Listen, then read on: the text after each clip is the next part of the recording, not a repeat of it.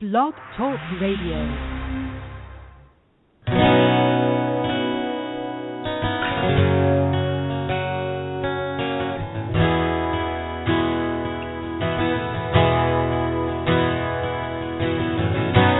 Somewhere like a dream, your world washed over me and took me far away, so very far away.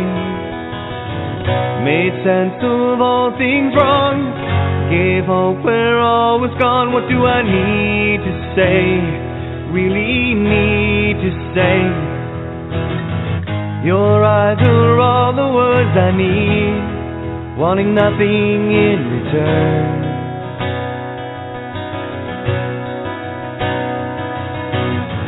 Your love is unconditionally. I have so much to learn. When I hold you in my arms, nothing seems to matter. I'll never let you get so far. Being there is what you do. When my world caved in around me, nothing through the smoke to see. There you were, still standing like an angel, holding on to me.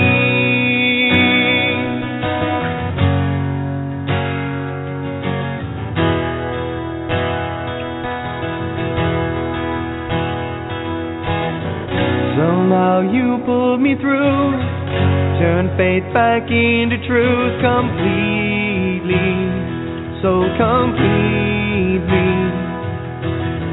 Held strong when others ran, gave my heart a place to stand, and you saved me, more than saved me. Your eyes are all the words I need, wanting nothing in return.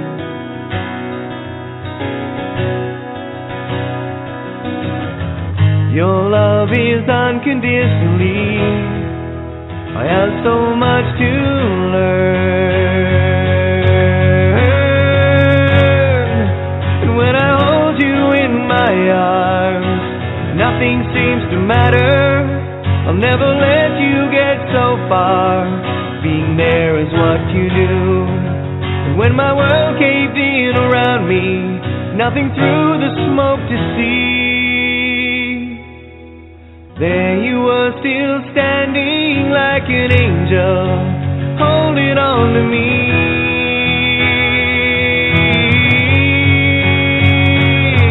When I hold you in my arms, nothing seems to matter.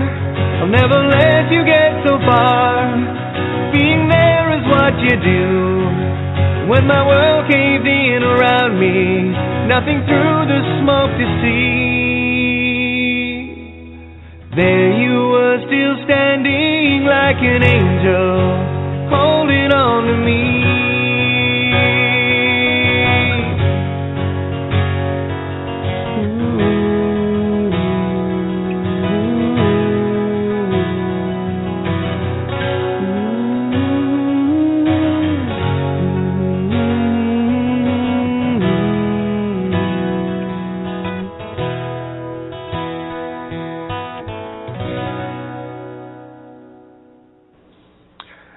Welcome to Legal Name Fraud Radio, exposing the fraud against humanity. Yes, that's what we do here. Where to start? Well, let's start here. Right now. Go figure. In as much as it's illegal to use the legal name, and it is, it's a legal fact, this road that we have all walked has had its tests and its tribulations, and that is exactly what the game is. Can you handle the truth? Really? Or are you still going to get all rebellious against creation? It's kind of a Luciferian thing, you know? Or not. And just before I, came here, like just to start talking sort of thing, of course, I said, well, let's go and check something out. And what's coming to mind? In Job 3. So I thought, okay, well, I always follow what drops in, and hopefully this will help explain what it feels like when you realize what it feels like when you discover that it is in fact illegal to use a legal name, and in that moment your whole reality as you knew it crumbles, and you're going to have some questions. You're going to have some stress. It's unwarranted. It really is. However, that's just a natural outcome. That's just the way it is. It was set up that way, and that's the bit you have to get through. And it does require the patience of Job. It takes a bit of breathing, a bit of sorting out, a little shutting up, coming to terms with self, etc., etc., etc. So what I pulled up was Job chapter 3, and this ties in a lot of concepts that I've been talking about in the last little while, go figure. And when you see what is being said here, remember the story of Job, had everything, blah, blah, blah, and of course God took all of that away, okay? And Job went through the penance. Job is another Jesus story of the crucifixion, of all the lost in the physical. It's a bit more extreme on the Jesus story. It goes to the crucifixion, whatever. But they're both the same story. They both involve a death, a physical death, a physical reality death, not a literal one. The Jesus story went real literal on that to convey the idea. You see, humanity has been trapped in literal, where they even when they see an allegory, they still go literal on it, not understanding why they go literal on it. You ask most people, why does shoot the bull mean to go and talk? And most people won't be able to tell you. It's just something that they've been programmed with. You know, it's an expression. It's spill the beans. That means to tell everything, right? Spy creation, beings. Yeah, seeing the Luciferian. Spill the beans means to squeal on somebody, like a pig. Squeal on a pig.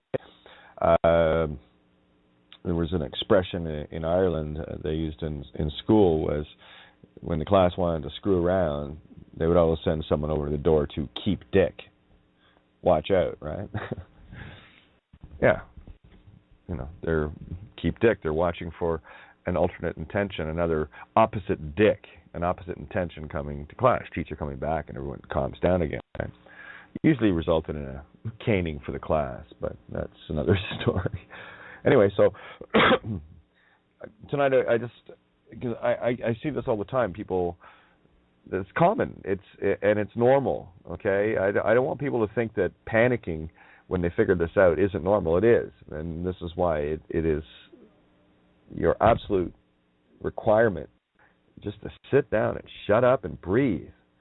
I know many of us know exactly what that is. We've been there, and when you get past that, you realize there's nothing to be afraid of.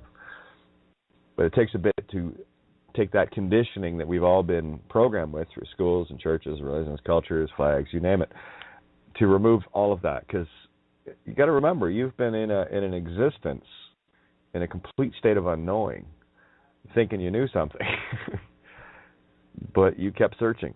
And some of us kept searching and searching and searching, never stopped.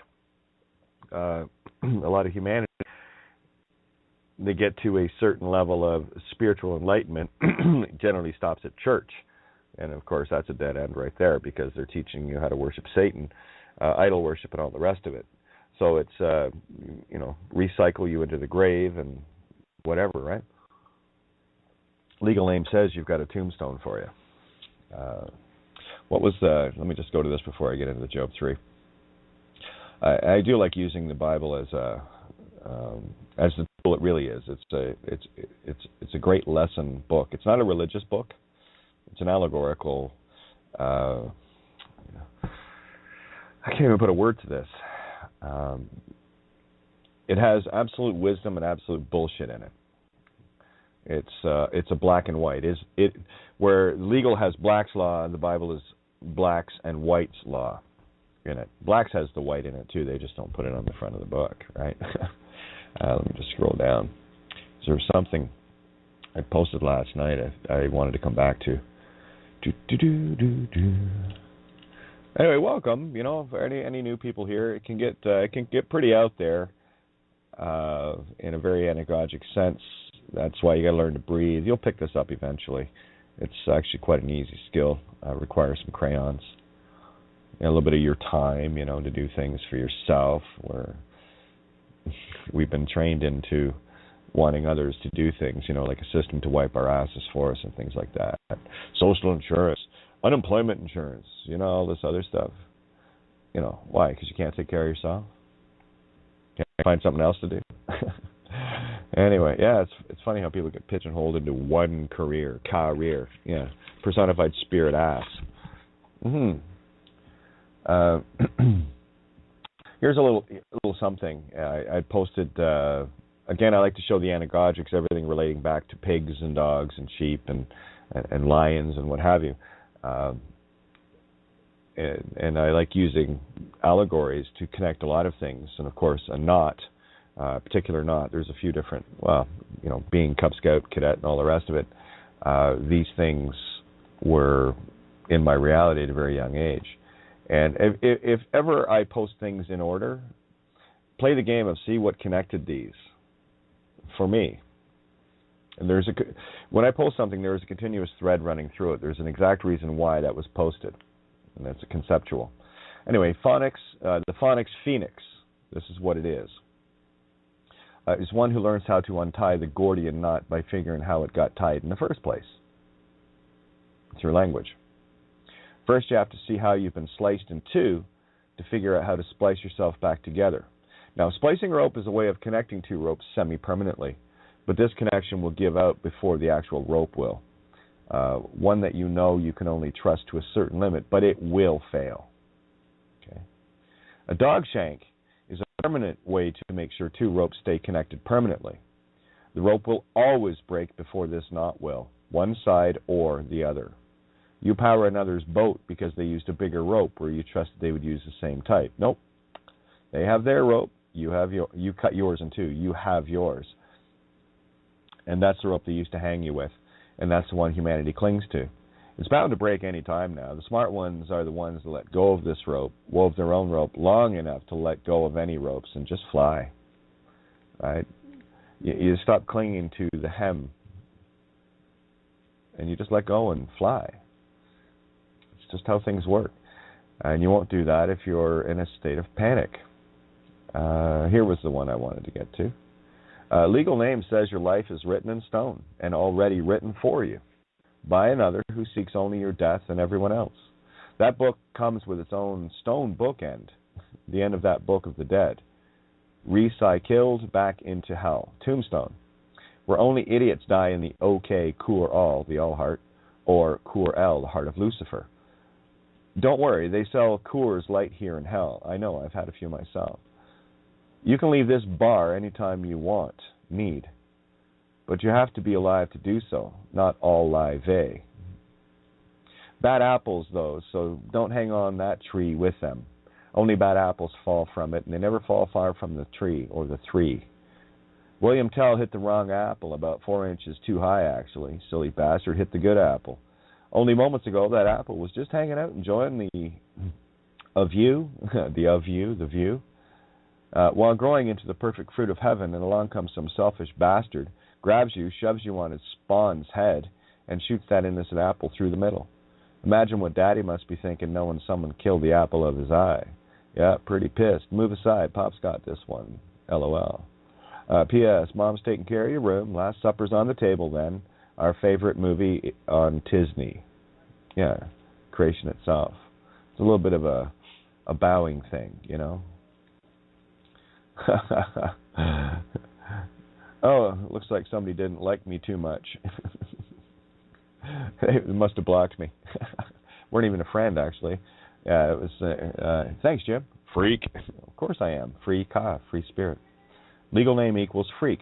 So they don't like being answered, eh? Legal name equals freak. Zombie. Walking Dead. Nope, none of that, but free K. Yeah, free K. Yep.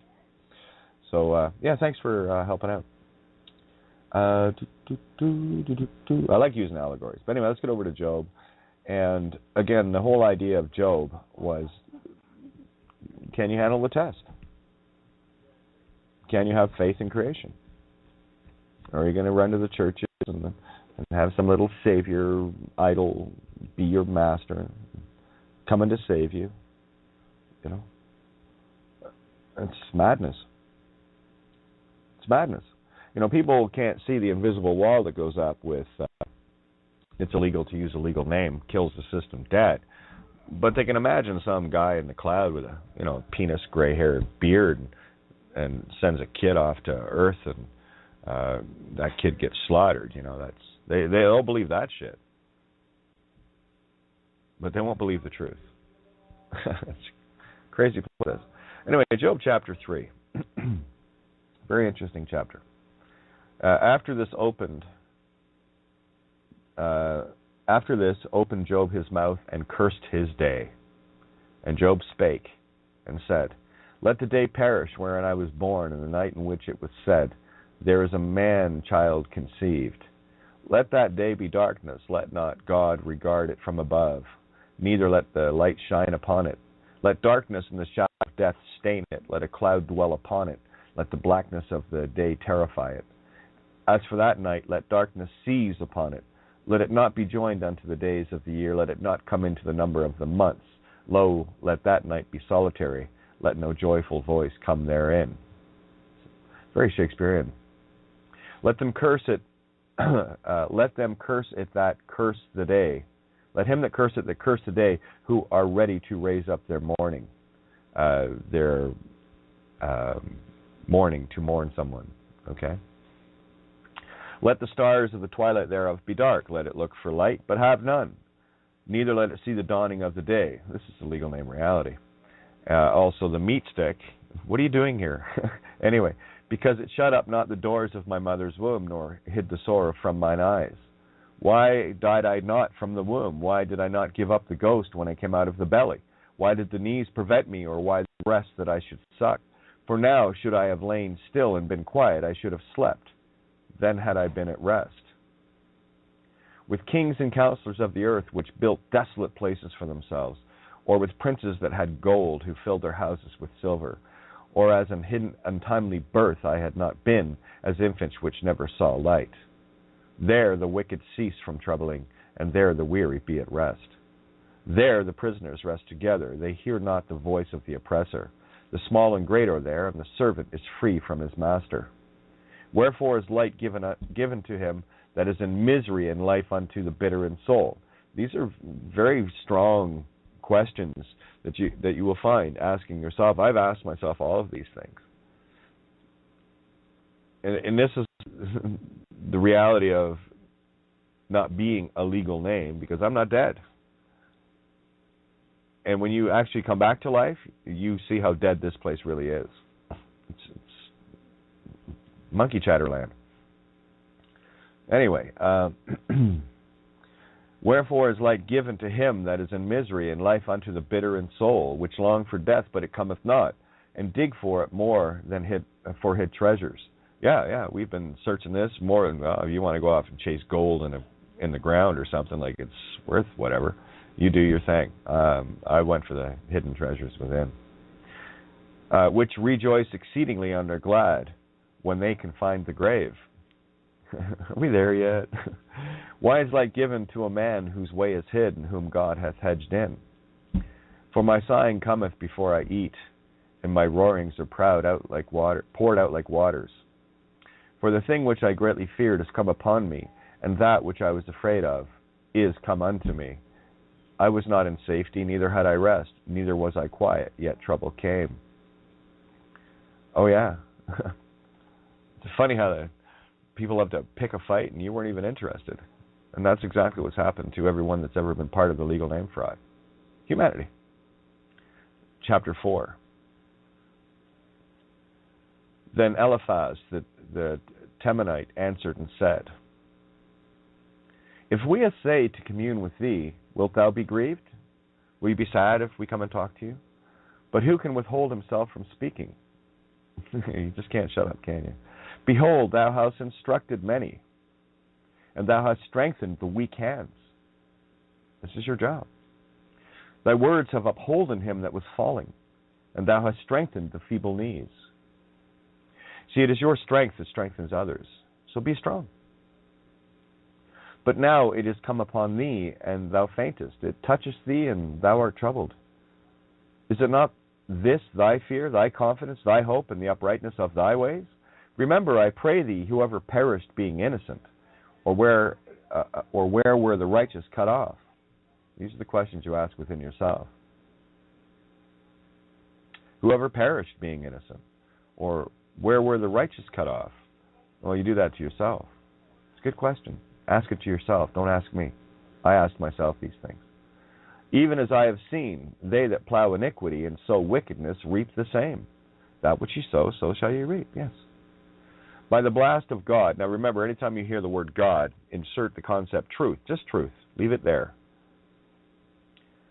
By the blast of truth they perish. Makes more sense now. No penis and beard there. And by the breath of his nostrils they are consumed. That's every time you tell someone it's illegal to use a legal name. By the blast of truth they perish. The demons perish with this blast of truth. They head to their own parish. That's why they're in a parish. They're there to perish. The roaring of the lion and the voice of the fierce lion and the teeth of the young lions are broken. Oh yes, the liars go down. The old lion perished for lack of prey. Oh, look, you're not prey any longer when you're not a legal name slave, where your mind and all of your contract agreements of the spiritual sense are owned by another. The old lion perished for lack of prey. Anagogic for that, in an allegory, when you remove yourself from the legal world, that bond that was used to create so much money and pain against humanity dissolves in the instant you do this. It gets real expensive for these guys real quick. And that's a debt they can't pay. Not with money. Not interested in that. The old lion perished for lack of prey, and the stout lion's whelps are scattered abroad. Oh yeah, they're not so tough anymore. They got their heads stuck in a glass of stout. Now a thing was secretly brought to me, and mine ear received a little thereof. In thoughts from the visions of the night, when deep sleep falleth on men. This is called meditation. Fear came upon me in trembling, which made all my bones to shake. Then a spirit passed before my face, the hair of my flesh stood up. It stood still, but I could not discern the form thereof. An image was before mine eyes, there was silence, and I heard a voice saying, Shall mortal man be more than just God? Truth? Shall a man be more pure than his maker? Can you be purer than truth itself? No. Truth is truth. It's as pure as it gets. So be the fellow servant in purity of truth. It's simple. Behold, he put no trust in his servants, and his angels he charged with folly. How much less in them that dwell in houses of clay? That's the human body, by the way. Houses of clay. Don't see that literally. Breathing life in, taking clay and breathing life into the nostrils. Nose trials. Nostrils, you might call them. How much less in them that dwell in houses of clay, whose foundation is in the dust, which are crushed before the moth. Moth, light. Keep going around in circles like a moth around the false light. What happens to a moth? Crushed. Spiral out to the death. Whose foundation is in the dust? Ashes to ashes, dust to dust. You see, you have a choice there. Ashes to ashes is dual. How do I want to put this? Ashes to ashes is H to H, which is bridged duality to bridge duality, and that's an ongoing circle. You've made the point and become the A to see how to climb. Okay. Dust, dews of crucifixion. D-U-S can be pronounced dews. T, lowercase, crucifixion. Yeah, does crucifixion. O's crucifixion. Legal name says your foundation is in the dust. And if you want proof, go to a graveyard and you'll see the bookend. You call them tombstones, gravestones, whatever. That's the bookend. Okay. Notice there's only one bookend. You put a lot more books there. They are destroyed from morning to evening. They perish forever without any regarding it. Doth not their excellency which is in them go away? They die, even without wisdom. And that's all we do here, is we share the wisdom. And people can bitch and rant all they want at me. I don't give a fuck. They can call me every name under the sun. It does not bother me. Okay? Sticks and stones may break my bones, but names will never harm me. Enemies will never harm me. Infinite friends will never harm me. Names. You see, N am me, infinite am I, myself, and ami, which is infinite ami, friend, mon ami, French, infinite friend, or the enemy, one who goes against you. And that's all in the same N-A-M-E. And there's much more to it. Your lion mane is in there too, M-A-N-E. Man, consciousness, man-E. Okay? Amen, the end, it's there, A-M-E-N. That can be pronounced omen. There's so many things you can do this. It's got everything contained within the four letters. When you look at them individually, you have the E-A, which is the Yan, Yin. You have the M, which is the silent mother, and you have the N, which is the infinite heart, father. Okay? All contained within four letters. That's why the name is the game. I don't play the name game. I walk my own path. I understand that the etymology of name simply means a path that you walk. And there are two paths that you can walk here. One in the dead world, the legal name reality, and if you're stuck in that, you will have no idea of what it is that I'm talking about right now, because you're trapped in a reality. You're trapped in an illusion of a reality that you're programmed with throughout your whole life. You've got to. It's a tough one, but you got to put that aside. You want out of here? Then that's what you got to do. These are not, opinions. I know what it takes. I've had to do a lot of things. I know others that know what it takes. No one's going to come to you and hand this to you. You've got to do this yourself. And it's not hard. It really isn't. You've got tools now that many of us wish we had 2 or 3, 4 years ago. And while, there are people there complaining about, or concerned about, what about the house? And, is there a legal name on it? Yeah. Are you that legal name? No. Will you ever confess to being that legal name? Because it's legal to do that. No. Then how can anything that you have be touched? You see, if I'd have known this, I'd still be in my house 3 years ago, 2.5 years ago. I'd call that one fuck of a gift, wouldn't you? That just allows you to get on with your day. Or you can keep fist fighting and vengeance seeking and all the rest of it and crying and whining like a like a spoilt little bastard that you've been acting as for your whole life, like I was. In one way or another. Okay? So the game is about you. So leave me out of it. Here's Job chapter 5. I want to get this will open up quick tonight. Get you guys in here. I don't want to ramble on too long. And just see what's going on. We got a lot of things happening, people texting, whatever. Standing on the ground, and they're walking away from everything. One thing the legal name being illegal to use will not protect you from, and that's harm. You do any harm to anyone knowingly, or you're seeking vengeance or greed of any kind, this will not work. Because that's exactly the opposite of what is being shared here. Right. Those that know that it's illegal to use a legal name, you step out of the game. You're not involved in it anymore in any real sense. Albeit you're walking around in Babylon, it's a hell of a nightmare. Excuse me, I was thinking to myself last night, I went out for a little walk, and I couldn't think of anything worse than to be stuck in this reality forever. That would be hell. And I'm thinking, hell is what hell is. You can call it fire and brimstone, you can call it whatever you want. But having to endure in this reality for eternity, Think about it, lifetime after lifetime. You get fucking bored, eh? Same shit. Why, just move the pieces around, every pole shift so it looks different, feels different. You know, get dumbed down again, get sucked back into another Luciferian meat stick. On and on you go. I mean, shit, there's only so much beer you can drink. There's so many parties you can attend, you know. There's only so many baseball games that'll hold. You see, lifetime after lifetime. Are you that entertained? Well, I guess, you know, legal name says you are.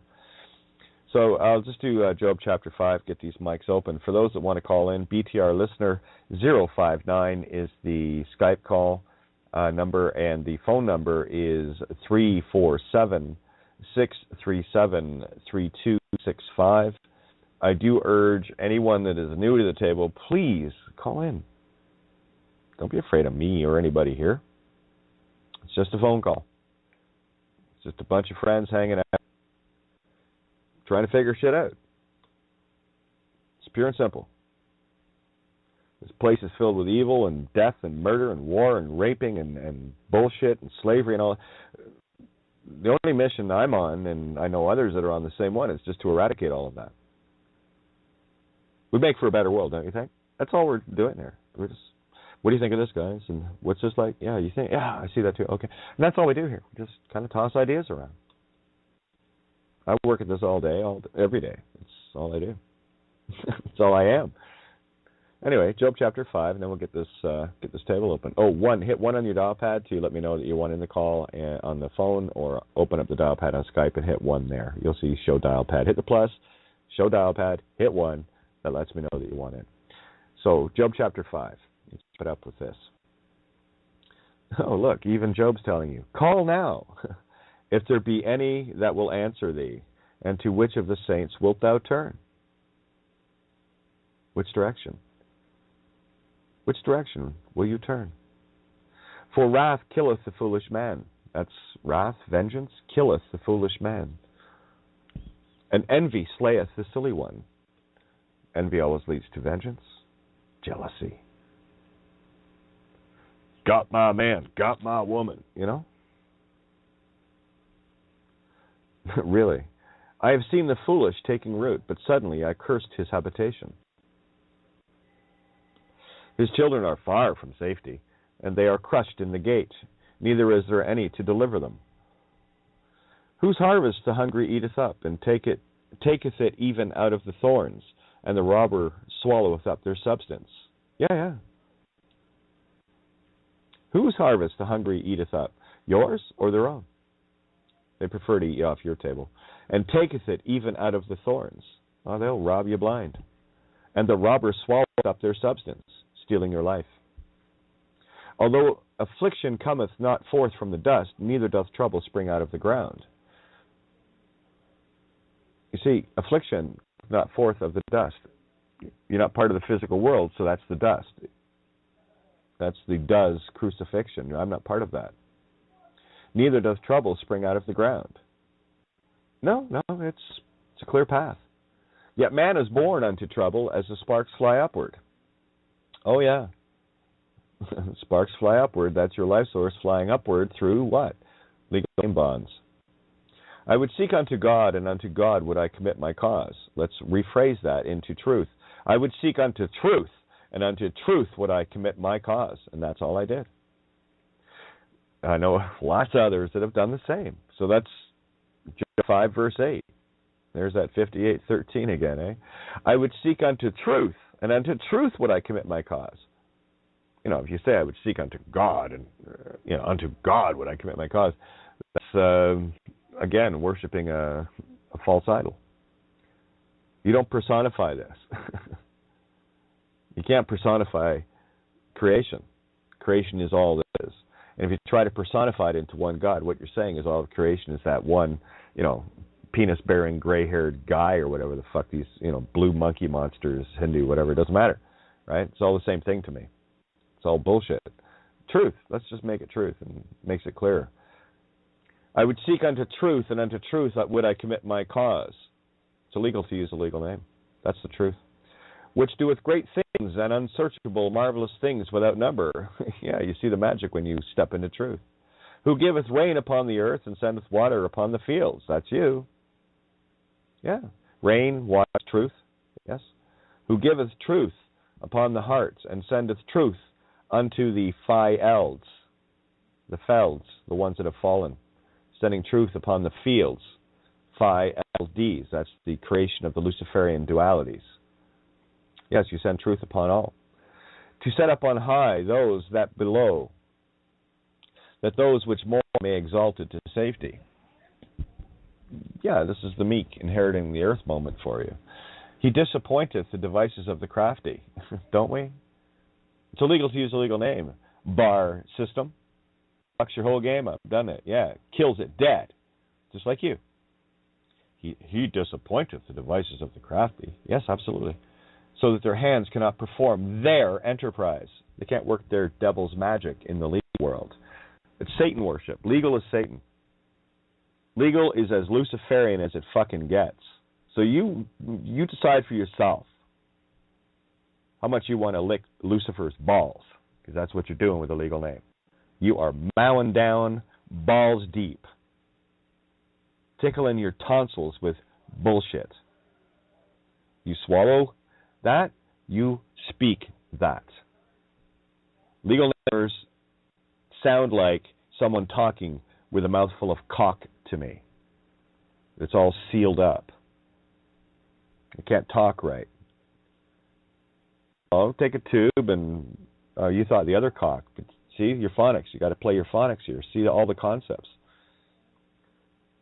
When you take Lucifer's cock, your mouth is sealed. You have no more creation ability. Someone else is speaking for you and creating their reality using your power. You wonder why you're tired. Yeah, to set up on high those that be low, the ones that are down, the meek, rising them up. That those which mourn may be exalted to safety. Yeah, you become untouchable. He disappointeth the devices of the crafty, so that their hands cannot perform their enterprise. The legal world, religion is toast at this point. He taketh the wise in their own craftiness, and the counsel of the forward is carried headlong. That's all of us. They meet with darkness in the daytime, and grope in the noonday as in the night. Yeah, we have 24 hours a day with us. But he saveth the poor from the sword, from their mouth, and from the hand of the mighty. Yes, we do. So the poor have hope, and iniquity stoppeth her mouth. When you speak truth, you stop speaking inequities. In equity, you stop speaking in legal equity, trusts, all of this shit. It's there to mimic heaven. Behold, happy is the man whom God correcteth. Again, rephrase. Behold, happy is the man whom truth correcteth. Therefore despise not thou the chastening of the Almighty. For he maketh sore and bindeth up. He woundeth and his hands make whole. He shall deliver thee in 6 troubles. Yea, in 7 there shall no evil touch thee. Yeah, when you climb all 7 candles. The biggest one is vengeance. That's the last one. And that's all 7 sins wrapped up in one word. So that's your 6 to 7. That's your 7 candles, your 7 chakras. Again, don't get physical on this shit. You've been programmed with bullshit and nonsense. These fucking East Indian chakra nonsense, all the rest of that fucking astrotheology crap. Okay? They're little pieces of a very big puzzle, and they're only that, pieces. Yet they think they own the whole puzzle. No, you've got a little piece and you're deluded in it. Don't do that. Yes, he shall deliver thee in 6 troubles. Yea, in 7 there shall be no evil touch thee. You become untouchable. No vengeance, no touch, no touche. Touche, no touch, eh? Thou shalt be hid from the scourge of the tongue. Mm-hmm. Yeah, you can't. Scourge of the tongue? Your tongue has been cut out by the legal world. Go ahead, walk into a courtroom and see how well you can talk. Oh, you freeman monkeys and sovereign citizen idiots and the rest of you patriot fucking dopes. You have no idea what you're doing to yourselves. Fight. Yeah, and you'll get that's you're seeking vengeance. You're going to get your ass handed to you. In famine he shall redeem thee from death, and in war from the power of the sword. Oh, look, immortal. Thou shalt be hid from the scourge of the tongue, neither shalt thou be afraid of destruction when it cometh. Bring it the fuck on. At destruction and famine thou shalt laugh. Hee hee. Told ya. Shouldn't I fucking tell ya? Shouldn't I fucking tell ya? You don't want to be on that moment. Oh yeah, Kate did. Fuck. Yeah, you don't want to ever hear that. That's probably a good objective. It's illegal to use a legal name. You are worshiping Lucifer at the highest fucking level. And all of your power goes to Satan. So in case you're wondering why kids are getting raped and stuff, well, a legal name says you're part of it and you're empowering it. So you might want to change directions. At destruction and famine thou shalt laugh, neither shalt thou be afraid of the beasts of the earth. Here, doggy, doggy. Oh, no, they run away from you. For thou shalt be in league with the stones of the field, standing on the rock of truth. It is illegal to use a legal name, and that kills this world dead. And the beasts of the field shall be at peace with thee. Yeah, I know. You heard, March 14th, 2014. The beasts of the field shall be at peace with me. Yeah, absolutely. I'm not here to pick a fight. I wish you no harm. I even said that. I wish you no harm. Have a nice night. Got a radio show to do. Breaking down the alphabet phonetically in Phoenician. There is quite a few at this table that were sitting with me that night while I sat all by myself in my car with everything in my whole reality sitting there running 3 OPP off because I wasn't interested in the fight. And they weren't going to convince me or tell me to do anything, command me to do anything, or even get a name uttered from me. Because when I was asked, got a name? Well, if you want to know about me, just Google Kate of Gaia. Well, how do you spell that? I don't spell anything for anyone. Book closed, walked away, and that was last I saw her. And the other guy, while he was dancing around, and the flashlight just going everywhere, and oh my God, no VINs, oh my God, play, oh. Wouldn't touch the car though. The other guy never even came near it. He was too busy standing off. The other guy was the one that ended up showing up for coffees the next morning when I went back. Wouldn't come within 10 feet of my car. Goes in and asks the girl, "Is it okay for her to be out there?" Yeah, I have a fucking hot chocolate. I'm having a hot chocolate, writing a bit of an essay here. Found that out months later, because I didn't see her. The girl that worked that day she was quite astonished at what I told her after that. She says, "Yeah, I ran them off the night before. Couldn't dance with a legal name with me, huh?" I've had lots of interesting conversations. Yeah, thou shalt be hid from the scourge of the tongue. I'm not seeking any vengeance here. I'm just going to tell you straight up what's going on. Neither shalt thou be afraid of the beasts of the earth. And for thou shalt be in league with the stones of the field, the true creation. It's illegal to use a legal name. And thou shalt, and the beasts of the field shall be at peace with thee. Yeah, the dogs. Woof woof. Cops. Pigs, dogs, whatever. It doesn't matter. They're all the same to me. And, they can take that personally. It's not a personal statement. It's a reality statement. And whatever's trapped in them in terms of consciousness doesn't know that. It's either meant to or it's not. I'm not here to sort out shit. I'm here to sort out me, how creation takes care of the rest. Thou shalt know that thy tabernacle shall be in peace. Yep. And thou shalt visit thy habitation and shalt not sin. Yep. Thou shalt, that means go anywhere. You can't be held. You can't commit the same crime twice. It's called double jeopardy. Even the system knows that. It's illegal to use a legal name. I would never do that. Now I could go out and use it and never be touched. But that's still of this world. I keep my game rather pure. I'm okay. I'm a bit of a Puritan on this one. Thou shalt know also thy seed shall be great, and thine offspring as the grass of the earth. Yeah, Babylon has fallen. Get the word out. It's legal to use a legal name. Thou shalt know also thy seed shall be great. Yes, it's the most powerful seed you can plant. Brings Eden back, heaven. And thine offspring of the grass as the grass of the earth. Yeah, lots of us know now. Lots of grass growing, eh?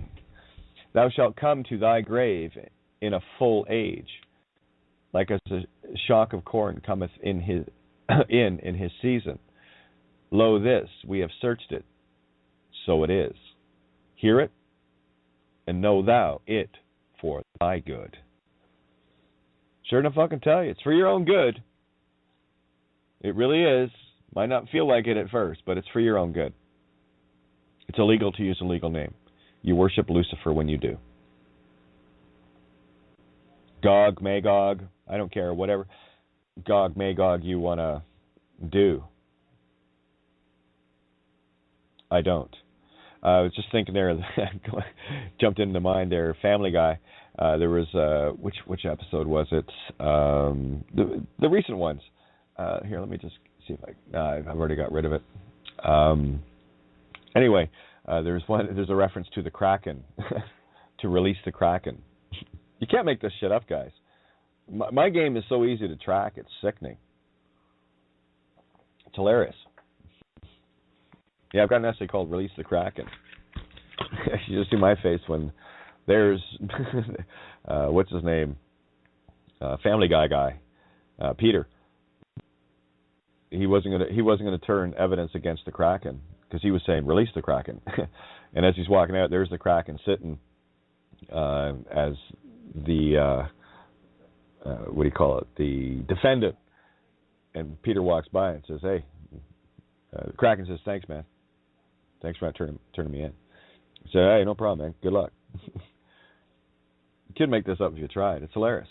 Anyway, let's get these mics open here and get some fun. There we go. Richard in. Come on, guys. Hit one on the dial pad. If you're newer here, I'd love to hear from you. And don't be afraid of me. I'm here to make you right, not wrong. It might feel like I'm making you wrong. Oh, I'm making the demon wrong to get it out of you because you're going to be right when I'm done with you. It depends on how programmed you are as to how long that process takes for you. Okay? But I mean you no harm. The only purpose here is to get you to be able to see this for yourself. And if you can't, that's going to be entirely up to you. All we can do is just share the truth, and what you do with it, that's yours. Nothing I can do about it. Anyway, come on in, guys. A couple of people here already. Area code 469, and looks like Richard 770. So what's up with you guys? How are you? Oh, just killer. You know me. Yes, I do, and that's what I love about it. Yes, I am new, and I'm trying to be seasoned by listening in to your classes. And I guess my question is, how do I begin this journey of, I guess, decoding or however you want to, as far as the name, is it the name that it starts with, or? Well, you can start anywhere. Like, for me, my path was set easy. The phonics came to me when I decoded my own path, which you might deem the old legal name, and of course the new path that I chose for myself. So you've got two versions, two paths, and I was able to decipher both of them. So here's an example. What was the legal name that Mom and Dad called you that was stolen from you? What was the first name only? Just the first name. Terry. Perry? No, Yes, T is T-E-R-R-I. Oh, Terry. T-E-R-R-I? Yes. Oh, look at you. T-ro-ro-I. Yeah, you're the you, nothing sweeter than you. Spirit breath upon spirit breath of one in consciousness. That's the path that was stolen from you. Want it back? Oh, yes. Okay, then. It belongs to me. Right. It was a gift that was stolen. It's a path, not a legal name. See the difference now? Your path yes, I do. That makes a lot of sense. Yeah, your God path was trapped in Satan's world. So you've just released it. See how right you are? You've been walking this path your whole life. I'm just here to confirm interesting. it. Yeah, see, you've been right all along. I'm just here to make sure you know that. Wow. Yeah, make me cry. Yeah, well, you wouldn't be here if you weren't right. I know that. How many others here know that? We all know that. The only reason we're here is because we've been right our whole lives. We've been the ones pounding ourselves down. And we're done with that. I can see that. Okay. Yeah. Okay. As far as phonics, have you read the Phoenician Starter Kit? No, I haven't. Okay, that would be a really good start for you. That's one of the joys of the essays, and what they are more than anything else is an opportunity for you to discover yourself. It's meditative, and they are written conceptually. The essays are not like anything you've ever read before because they're not like anything I've ever written before. Like, I know that as I was writing them, they were all very conceptual, and although I was writing songs conceptually, it was a different world to take this legal idea and write it conceptually as well. So it was it's a forensic journey. It goes to what you can't see that is so visible and obvious once you do see it. That makes a lot of sense.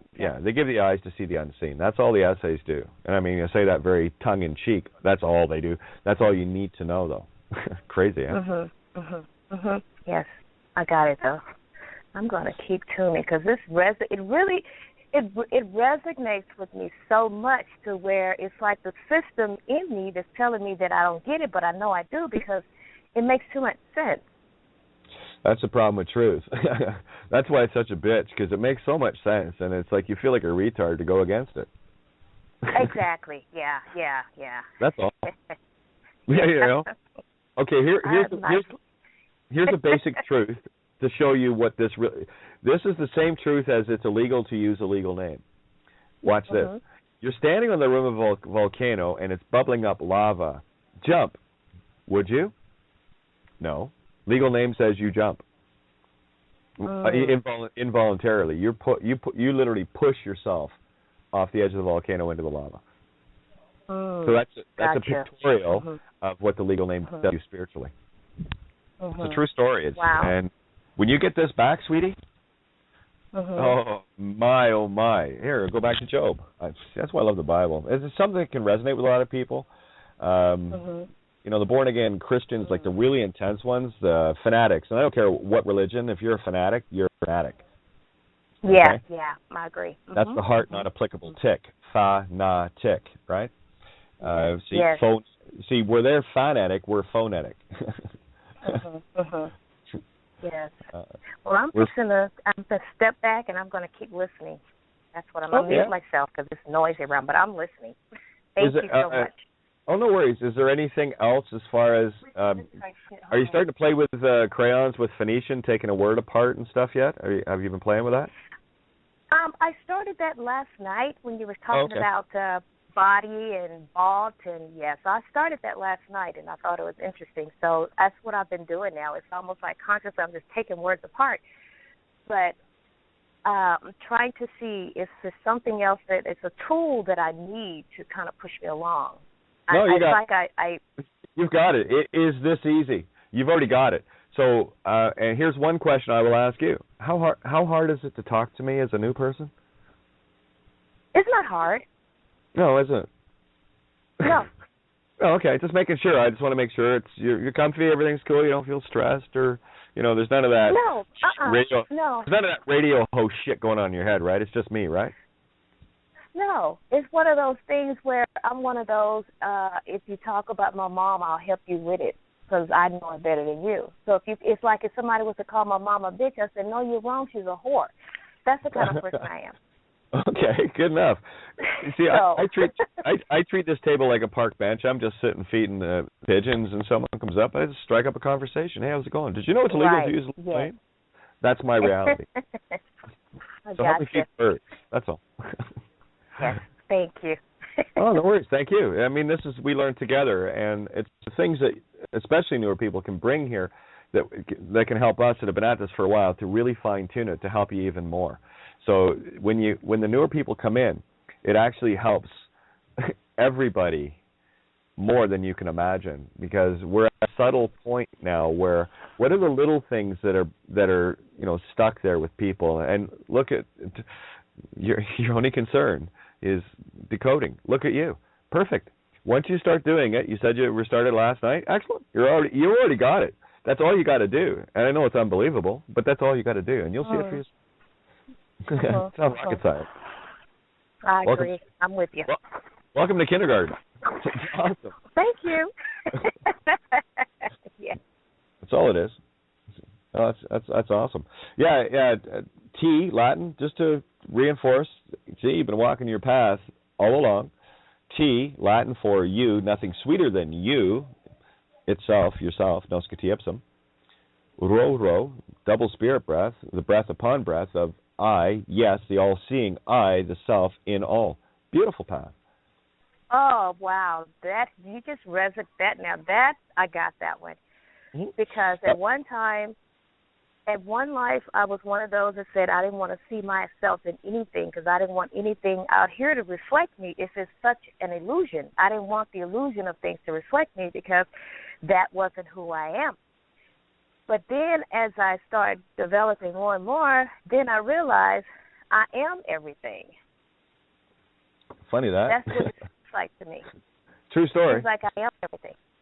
Yeah, and you can't be part of it. You cannot be part of everything if you are separate, and nothing separates you more from everything than a legal name in the construct of the Whore of Babylon marked beast reality. Oh, that was beautiful. The legal name is the furthest from truth or God as you know it, whatever you want to call it, creation, doesn't matter. Legal name is the furthest you can get from that. Turn around and come back. Makes sense to me, you know. Oh, it makes sense to me too. You know, it's going to make a lot more the more I tune in. Yeah, legal namers. Tune in from within. Yes. Yeah, legal namers are like this. Hey, there's a gravestone. Come on, follow me. Let's go in the hole. No, I'm okay. I'm over here. I'll go this way. I always see the Poseidon. You know the movie, The Poseidon Center, the 1971 movie. No. But every time I talk about turning directions, it's I think it's online now, but every time I talk about turning directions, the visual I get is Gene Hackman as the minister, the rebel minister, talking to the other minister as this other minister is leading hundreds of people to the bow, to their doom, while here's this ragtag rebel minister, and I think 7 of them making their way to the stern to get out. So that's... See, they're bowing to the bow of that's underwater, Lucifer, where the others are going to the divine feminine creation, star and Star and sun are masculine and feminine. The sun is a star as a sun. So it's both masculine and feminine, making it itself. And this itself is false light. Time to get out of here. I can see that. Don't worry, Papa's got this one. Mama's getting your room ready. Right. So just get out of the way. Sit down. You know, this is what I like to call voluntary quiet time. Sit down and read a book. Get into yourself. You know. And I say that in the most non-Luciferian way. This is not about self-egocentrical service, because in this self you are serving all. It's beautiful. Right. Yes, I agree. So we hang out here and shoot the shit for a while and keep it pretty real, and it gets out there some nights, and I do know that. That's why I'm always very cautious with how far will I fly tonight. I'll just keep it on this plane. We'll just, keep it real and literal, and there's nothing more literal and real to everyone in this world as it's illegal to use a legal name. That one really makes sense right out of the gate. Yes, I agree with that. Yes. I just love this broadcast. This is good. It's a good blog. No, it's just a bunch of friends hanging out, shooting the shit. That's all. It's fun, though, eh? Yes, it is. Yes, it is. Boy, are you lucky to be new now versus new when Rose and Roar and all the rest of them were new. Boy, we had a dance there, eh? You should listen back to some of the old shows. They're quite funny. They really are. I can't even stomach the idea of listening to my rants, but then I had to go through that. I had to be able to show that I am that vulnerable to expose myself that much, and I'm okay. I'm fine. Hell, I even put fishnets on today just for fun. Wow. Crazy bitch, eh? That's all good. I'm just doing my thing. Talking about deprogramming. Yeah.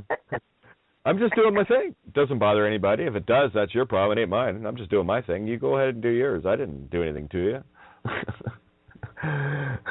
Except give you a different perspective. That's all this is. Exactly. I'm not out demanding everyone has to be a transgender. Well, you already are spiritually, so why would I need to say that? That's kind of dumb. And that's the transgender. That's the one that goes across the hex. Transgender. Across the hex, ender. So we're playing the Ender's game here. That's all. Pretty simple. All right, someone's picking up some paper. Come on. You know better. Thanks. Anybody else want to jump in here?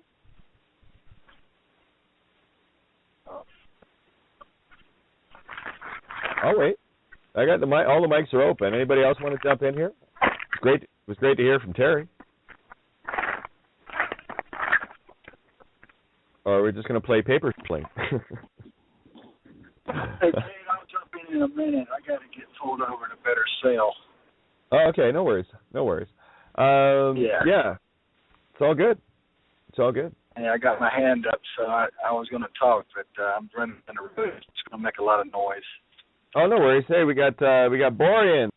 Hey, Phoenix, how are you? Hey, good evening. Hey, I'm great. Look at you fly, man. Yeah, man. I just need to clear the air a little bit with what happened to me and just you talking about, you can't have vengeance in your heart or anything like that. Otherwise, you'll end up getting stuffed and cuffed. And for those of you that don't know, my name's Borean. Hey, how's it going? And I occupied a fraudulently foreclosed house that wasn't mine. And I ended up paying the price for it because it's a no-no. It goes against universal law to throw yourself under the bus. You're not allowed to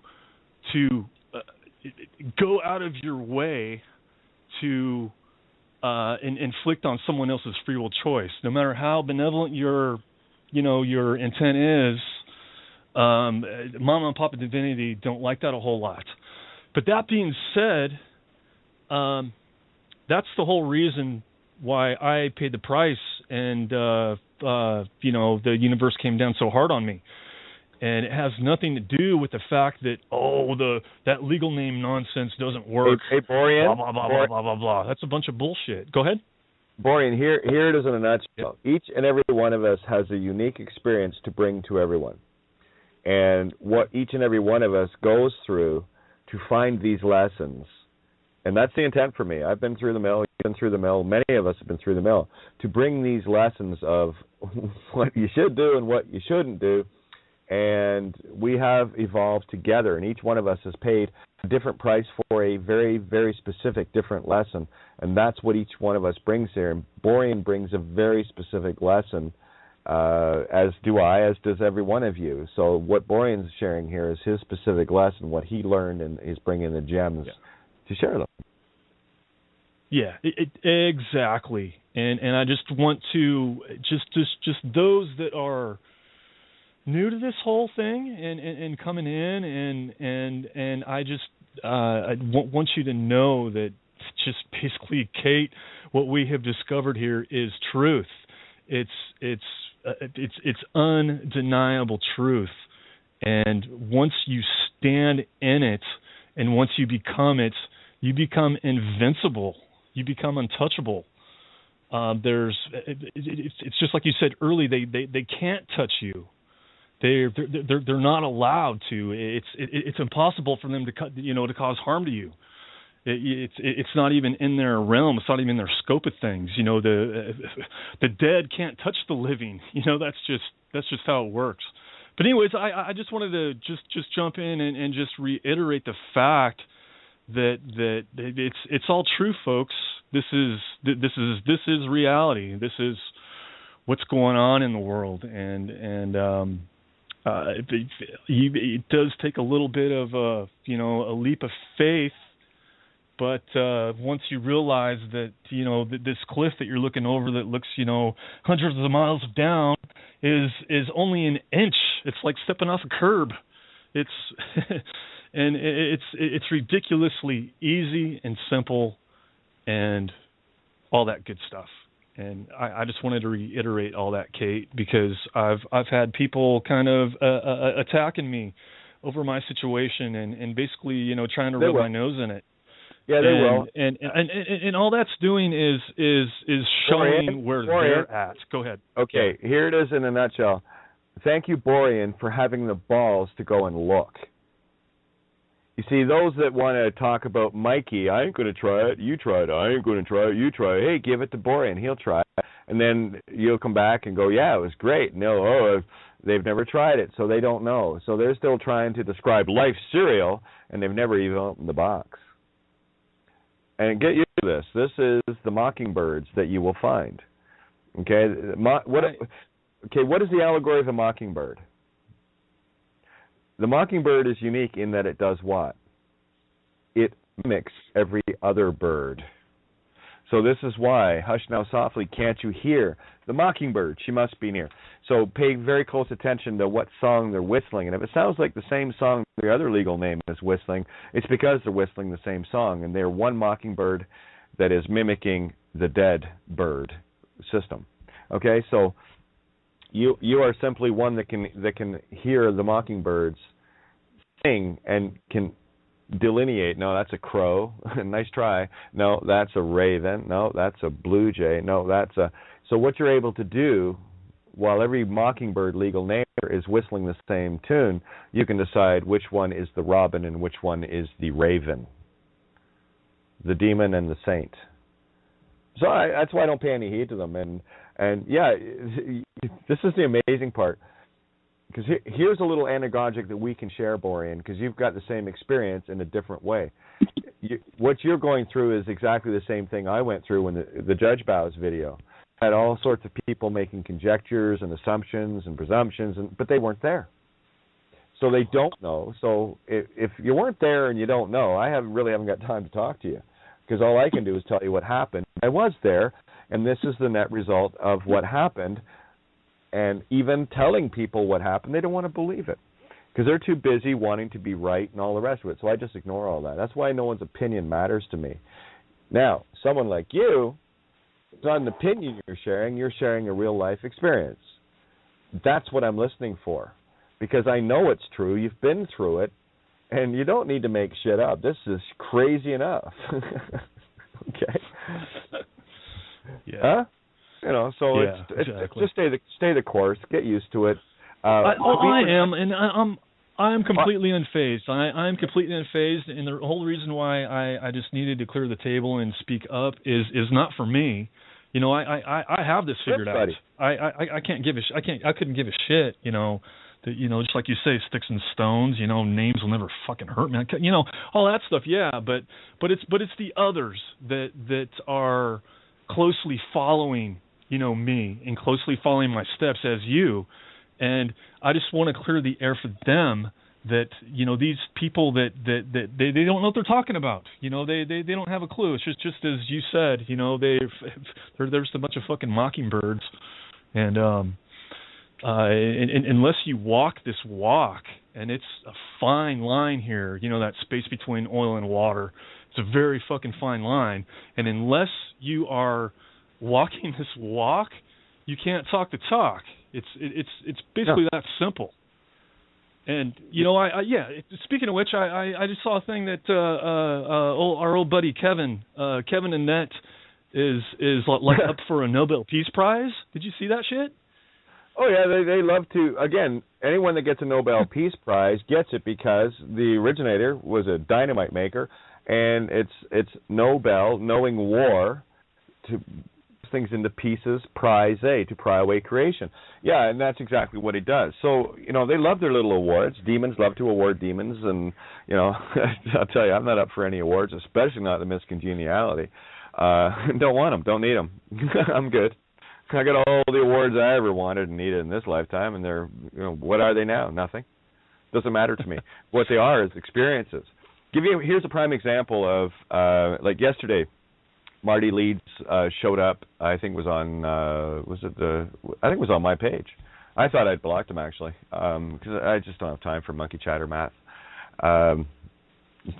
Figured out why or how he's done what he's done, and it's so plain to see.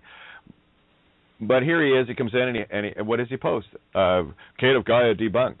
Okay, debunked. It's illegal to use a legal name. Go ahead, debunk it. It's got nothing to do with me. You debunk that. No. Yeah, but they'd rather, they'd rather pick on you, pick on me, pick on everybody. And what are they doing? They're picking fights with someone that you can't pick a fight with me. Sorry, it's already done before you get here. I'm not interested.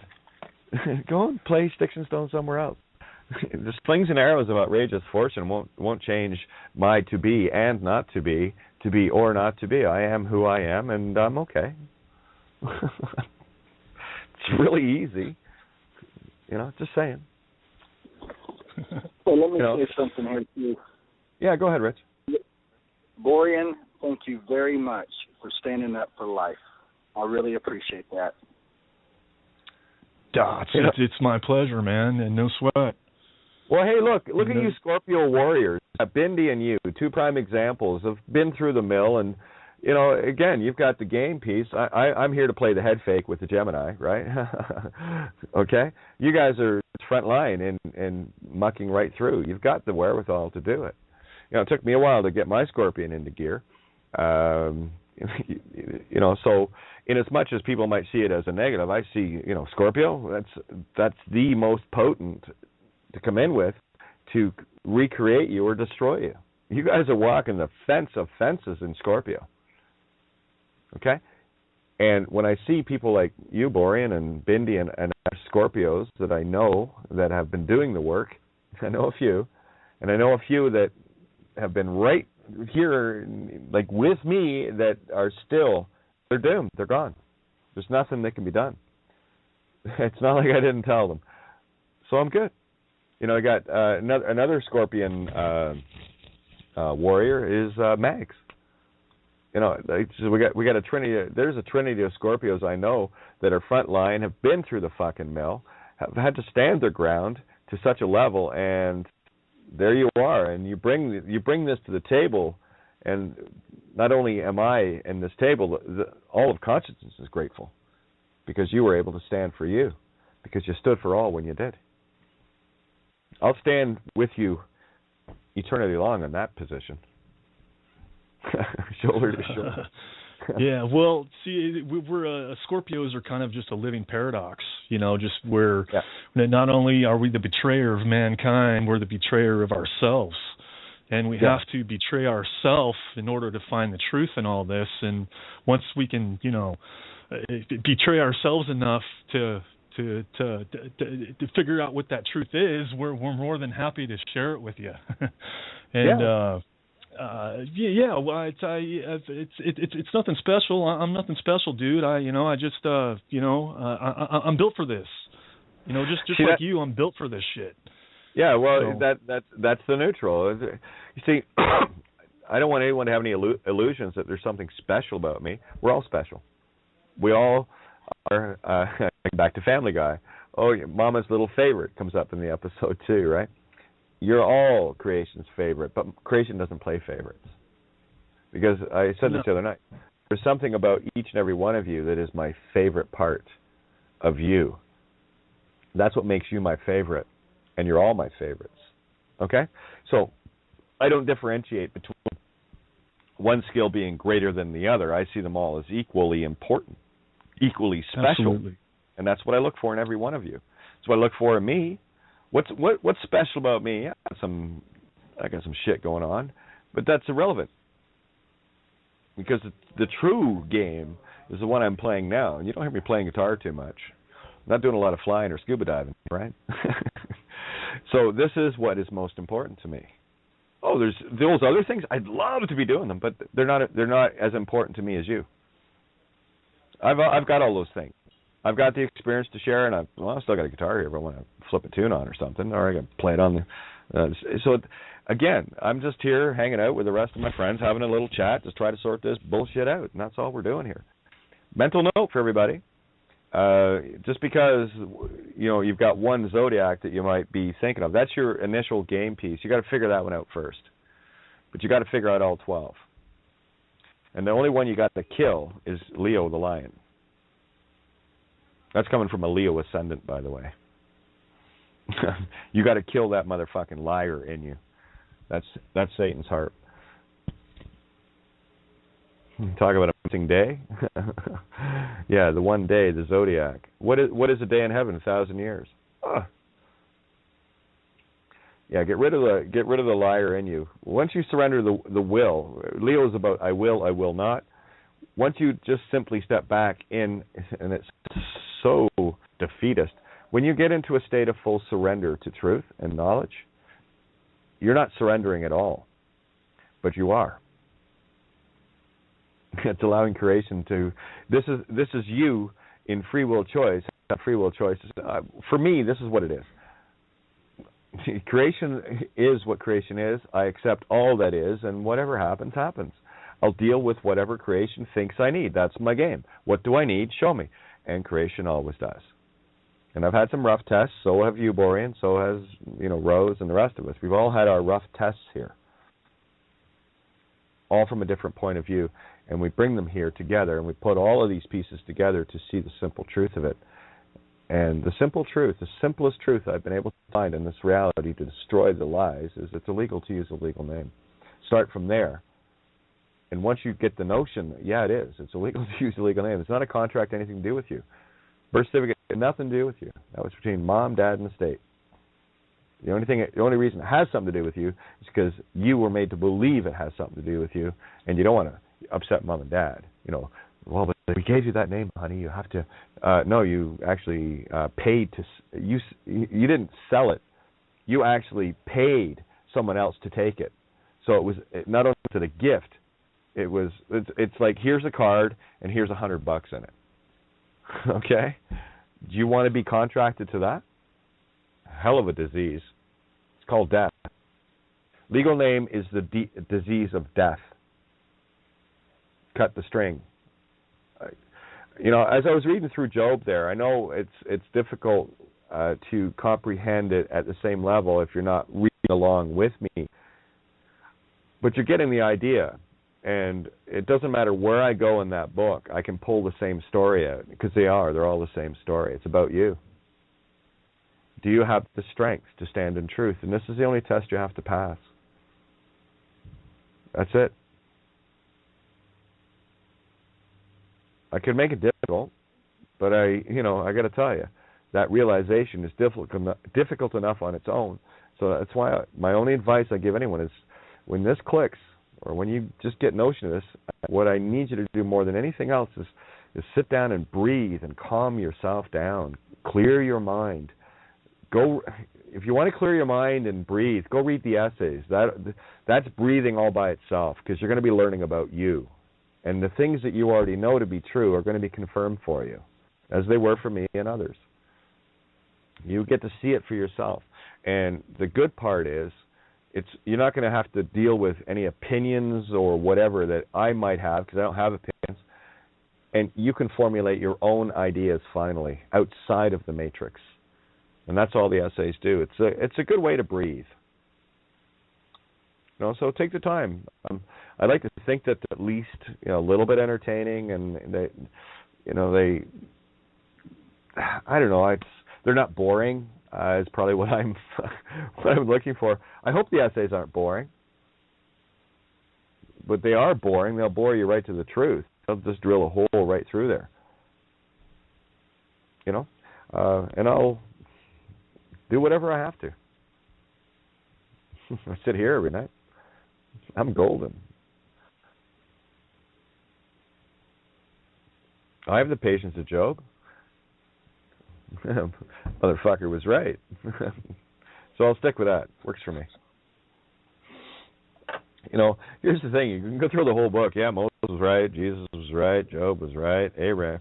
They were all right, but unfortunately, they were sold to humanity as different stories. They're all the same story. Greek mythology, same story. Math, same story. History, same story. You, same story. Do you know who you are? I do. I'm just trying to point that out. You're way more than you think you are, because you were made to think that way. I'm just going to grab a coffee, guys. So we got 40 minutes to roll over here, so plenty of time. Take the helm for a sec and have some fun, because this is your opportunity, because Kate is shutting up to get a coffee. I'll be right back.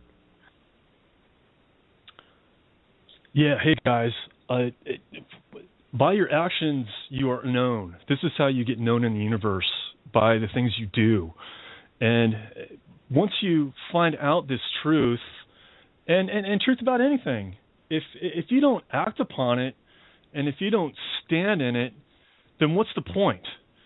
What's the point at all? And just one thing that comes to mind is how this mortgage fraud, banking fraud is getting exposed left and right, and it's becoming mainstream. But here's the thing, I don't see a whole lot of people really doing anything about it. And it just seems silly that I mean, wouldn't you want to know if there was fraud perpetrated against you on a contract that you signed, and then knowing that fraud has been perpetrated against you with a contract that you may have signed? Why aren't you going into the bank? Why aren't you going to ask the bank manager questions? You know, at the very least, just start asking questions. You know, you don't have to do anything more than that. Just go into the bank and start asking the bank manager, what's up with this? What's up with that? What's up with this? You know, do a little research and find out how you've been defrauded. And of course, the original, you know, SIN contract, the original fraud came from your birth certificate, and all other contracts are based off your legal name and based off your birth certificate, which null and voids any and all contracts that you've created thereafter with that legal name. If you use the legal name to sign a contract, well, it's fraudulent and it's null and void because you were not given full disclosure over that fraud.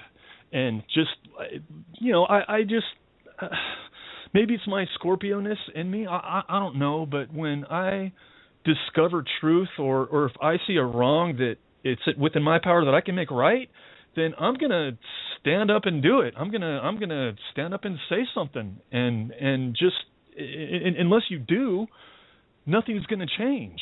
It's all going to remain the same. If you keep doing the same shit, nothing will ever change. So when these questions come up within yourself, bring them forth. Ask these questions. Ask these questions to the pertinent people, because this isn't us against them. This is people and people. It takes a person to contract with another person. I'm talking about a live, living being, not the corporate fictional person that was created when your birth certificate was created. But anyways, it takes a person, a live, living being to contract with you. Go in and confront that person that's trying to contract with you and ask them questions. That's all you got to do. Go into that bank and if anything, and you just end up just walking out and nothing happens, well, I'll tell you what, exposing this legal name fraud with your bank manager is going to change everything. It's like Kate said, Kate would still be in her house, you know, had she known this information 3 years ago. And me, I wouldn't have gotten arrested out of the house I was in had I been, you know, the mortgage holder for that house. And I was trying to, you know, set the example for my friends and it blew up in my face, but that's neither here nor there. What I'm trying to say is, unless you do something about it, how is the universe going to know that you know? Bingo. That's the only way you can express it. You have to get up and do it, because if you don't do anything, then nothing changes. And something else to add to what you were saying there, the individual that got foreclosed on was the one that needs to know this information. That's right. That's it. So these are the gifts that we can, through our experience, bring to every one of us. Here's what you do, here's what you don't do. And for anyone that is afraid of what you might perceive as failure, you're afraid of your own shadow. How the hell are you going to learn anything? For me, it's not about being right or wrong. It's about seeing the contrast of what should be and what is. So when you want to change what is to what should be, you can't keep doing the same things we've always been doing throughout our lives, because nothing's changed since, you know, Battle 8. It's all kill, murder, death since fucking as far back as you can look at his story. Nasty story, that one. Where, you know, that's the way it is, but it's not for me. It's not the way it should be. Death is dumb, don't you think? I think, death is just stupid. Yet humanity, in its infinite infant id reality, is walking in circles. It is what it is, and we just do what we have to do. And you're right. There's only one thing stopping me from using what I know against the system in the most literal way to regain everything, and that would be to use what I know to do that. And my choice is simply, why bother? It's pointless, because I'm not here to be possessed of anything any longer. No, they can keep their possessions, because that which they have stolen in the physical reality, they pay back in the spiritual sense. And they still have the opportunity. Here's the other side of it. What was done against my family and myself in the what it was and what it should be was pure evil. So the only one that can fix that is the one that did the evil, not me. I can't seek vengeance. And that one took a while to get past, guys. I get it. I really do. There's a lot of soul searching and a lot of constant. Smoke a bowl, breathe, relax, read an essay or two. You'll be fine. Hang out here, and we'll make it as easy as possible. But this is stark, blatant reality, and it's a 180-degree pole shift. This is your spiritual pole shift. They're all worried about the physical one. Well, I'll tell you, when you do your spiritual pole shift to walk the other way, you get your Armageddon. You get your river Euphrates. Oh, yeah. Euphrates? Sometimes I was. You terrified? Yeah, a lot more times terrified than just afraid. However, I would never back down from the truth, regardless of the price. Stubborn bitch, eh? Same with you. Same with all of you. You're just stubborn little bitches. You're not going to back down from a bunch of liars, because you know the truth, and that's where we stand. We just know the truth. It's the most polite fuck off you'll ever hear. It's illegal to use a legal name, officer. Fuck off. Fuck. You want some? Go get some popcorn or something. Do something useful with your day instead of going out and trying to incriminate people. Make them instant criminals. It's illegal for a cop to ask for a legal name. It is. It's illegal. They're breaking the law by asking, because it's illegal to use a legal name. It's not your property. Never was. It belongs to Lucifer. Let Lou have it. And there they are. And what do they think? Oh, well, we're out doing the right thing. And well, so you think. It's, man's law greater than creation's. That's your delusion. Nothing greater than creation's law. Golden rule. The truth shall set you free. True story. That which you wish upon another, you've wished upon yourself. True story. That's why I will not seek vengeance, retribution of any kind whatsoever, regardless of the price that I paid in the physical. I have circumcised my flesh from all. No attachments. That which I have, I have. That which I don't, I don't. I'm good with that. I'll speak to myself here. I think others know what I'm talking about. Can you hear me here? Richard, your phone's a bit muffled. Try that again. Let me try this. Can you hear this? That's a bit better, yes. But I'll speak for myself, but I think most people at this table already know this, and if there's anybody new, then, you've got it down to a single line. And believe me, if you open up that line, it is an infinite amount of information. But just stick with the one line. We sit at this table perfectly balanced. And for the first time in 51 years, I can honestly say that is a reality.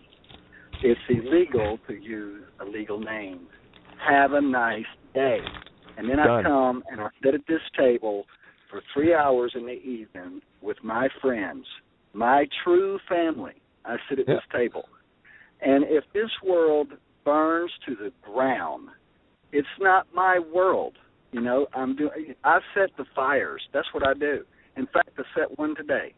a guy I was working with cutting some plank up on a little portable sawmill. We stopped to have some crackers. I told him, I said, hey, I found the most profound truth I believe I will ever find in this reality.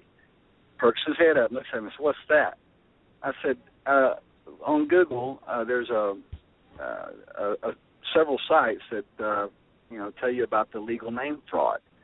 And he said, legal name fraud? And I said, yeah, it's illegal to use a legal name, the name on your birth certificate. So we got a little conversation started. And I walked him all the way up to a certain point. It took me about 10 minutes to get him there, and that's it. What he does with that, I said it 3 times to him. And believe me, that's way overboard for me. I usually just write a note and leave it somewhere. It's illegal to use a legal name. Have a nice day. Or Google legal name fraud. Just leave a note. That's my fire. That's my Robin Hood fire right there. I set it out. I try to do it once a day, but if I don't get to it, I don't get to it. But I occasionally write up about 10 of them, stick them in my pocket. Wherever I go, I drop them at the grocery store and stuff like that. Just set them out. And, again, I've got no investment in this world. I know that this is not my home.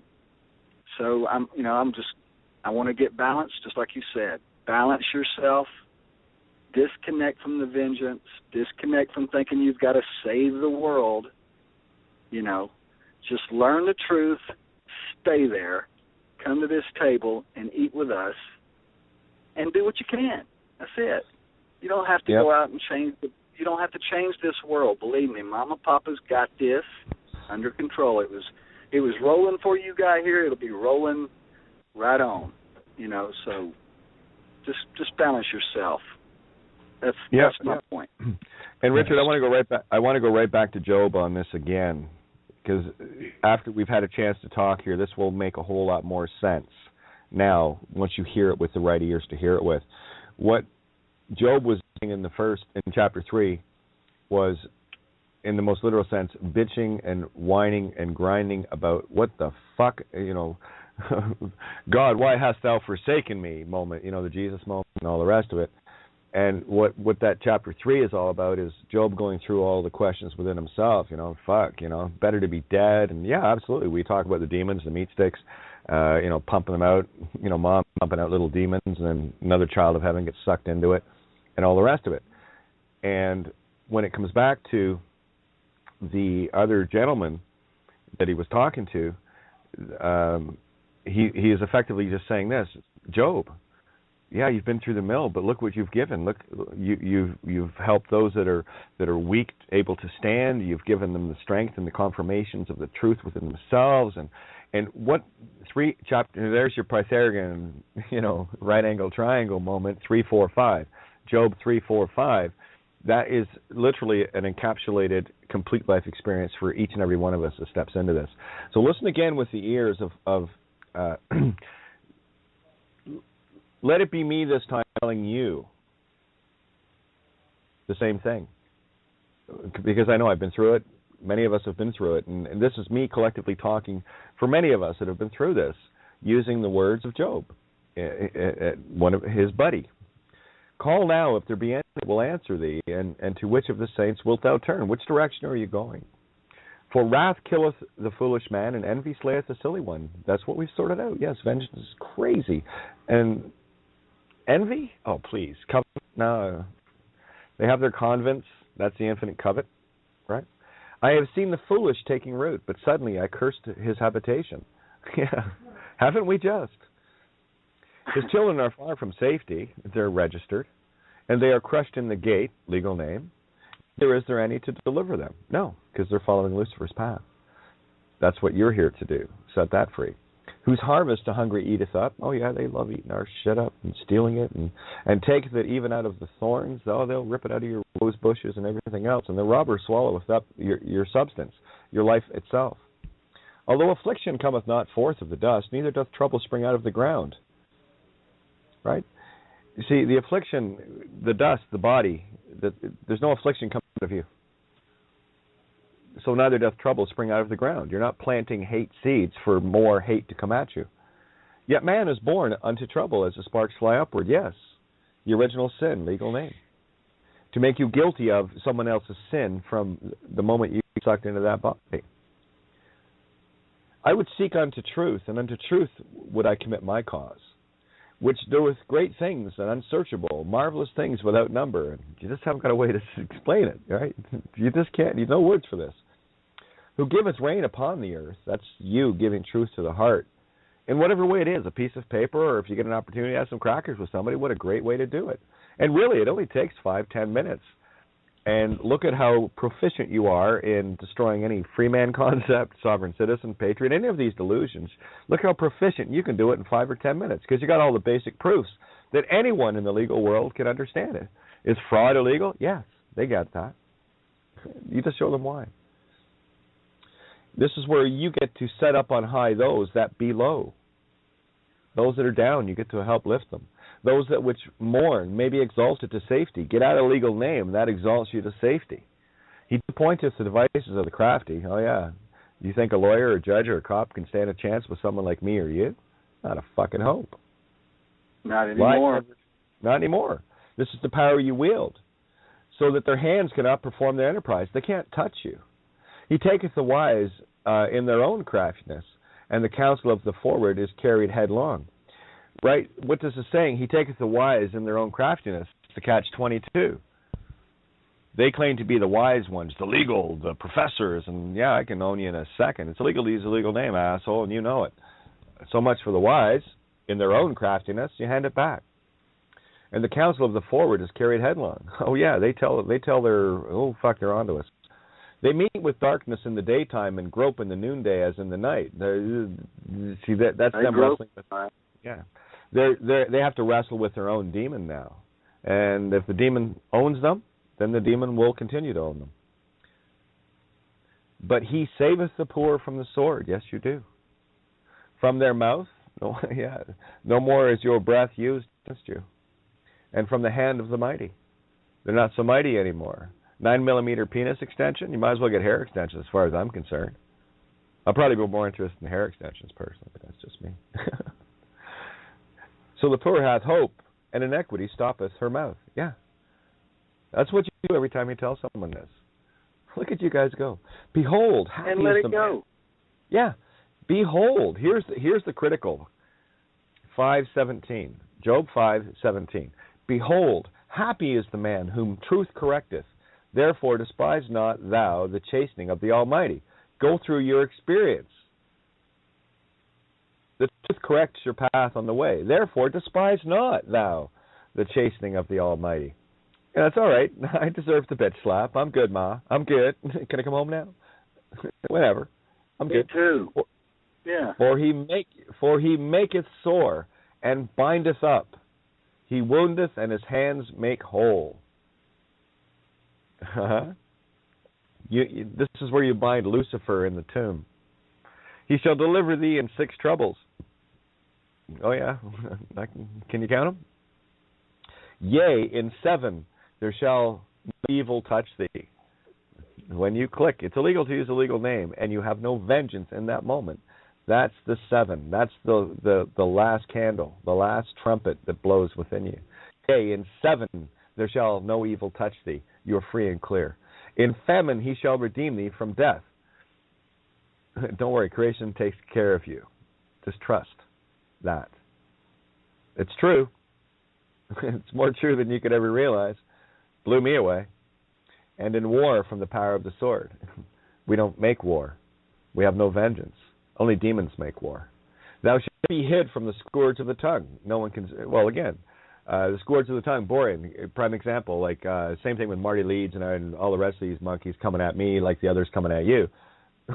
Thou shalt be hid from the scourge of the tongue, like your opinion matters. When you know truth, there is not an opinion on this planet that matters anymore. Neither shalt thou be afraid of destruction when it cometh. No. Bring it on, bitch. Let's rip this place to shreds. At destruction and famine thou shalt laugh. Neither shalt thou be afraid of the beasts of the earth.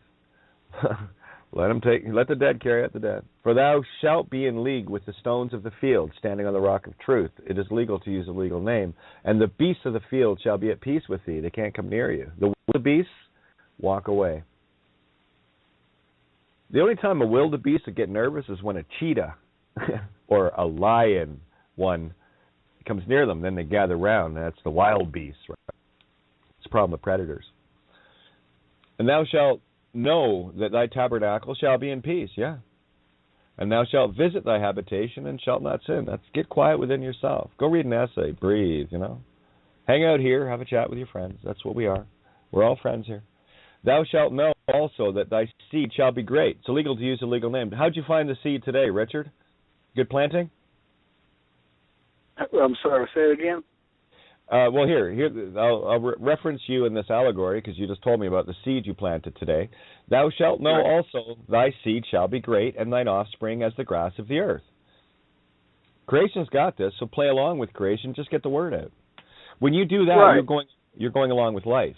You're planting seeds, and you fulfilled that. Yeah, just tuck it right in that mind of his. It'll go back there in the memory file. Along his way, his life will begin to reveal some things, and he'll hear it. And let creation take it from there. I don't have to water that thing. I don't have to do anything at all. All I have to do is just tuck that one code into his mind. And you got it down to one line. It's illegal to use a legal name. That one line is the seed, the soil, and the water in one. Yeah. It is like going to the store and getting a potted plant where it's not just a pot of soil with water and one seed, and you take that home. That's what you do with every one of these. Now, just to finish this off, this is the important part. It's all important, but here's a clincher. Thou shalt come to thy grave in a full age. That's when you have died in the metaphysical sense, in the physical.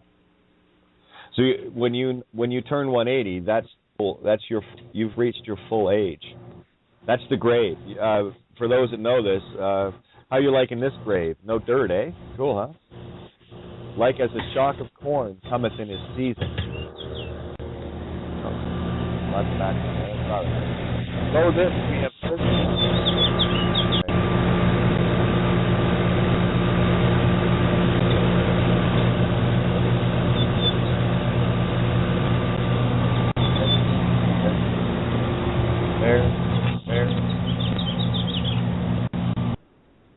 Okay, it's boring. All right. Boring, mute out, buddy. All right, let's get this one open, too. I'll get you open in a second. I just wanted the last verse in Job here, that's all. Thou shalt come to thy grave in a full age. Literally, when you lose the legal name, that is you are now born again. Remember the story? Ye must be born again. Legal name says you're dead, and only when you climb out of the grave, that's when you shall come to thy grave in a full age. So you're not in the grave, you're at the side of it now, you're outside of it. Like as a shock of corn cometh in his season, you will come to sprout your corn, core and infinite heart when you get there. You are your own corn cob, co-bee, child bee, corn on the cob. Well, you can barbecue it or boil it, but I prefer just to be it without all that nonsense. Lo, this, we have searched it, so it is. It's illegal to use a legal name. Hear it, and know thou it for thy good. Legal name is killing you for your own good. Lo, this, we have searched it, so it is. Hear it, and know thou it for thy good. End of. There it is, right in the Bible for you. All right, let me show that in the mirror there, Kate. Okay. Please. I used to teach Sunday school, so I have a lot of Bible verses in my mind. So you got this legal name down to one sentence. So when you said that, when you talked about it being the rock, immediately a verse come to mind out of the New Testament when Jesus is sitting there with Peter, and he's asking Peter, he says, Peter, whom do they say that I am? And Peter said, well, some people say you're Elijah, some people say you're John the Baptist, some people say you're this. And then he looked at Peter and he goes, well, whom do you say I am? And he said, ye are the Christ, right? The truth. And then Jesus says, and it is upon this rock that I shall build my church. Now, you got to remember now, Shakespeare wrote the thing. But look at that right there when you talk about the rock being the legal name fraud, right? You know that. And look how that verse perfectly fits that right there, you know?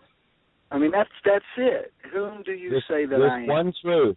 This is the profound thing about this one truth. It defines your entire reality for the first time you'll ever see it.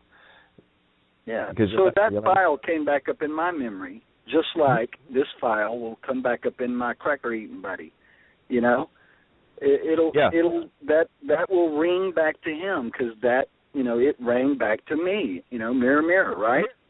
Here, as a former Sunday school teacher, how am I doing for Bible class? Oh, I'm gonna put you at the front. Because you can do this too. You can see your own story in it. Yes. Yeah, absolutely. Yeah. The book's about you. People think the Bible's about a bunch of, you know, fictitious characters. No, that's your personal operator manual.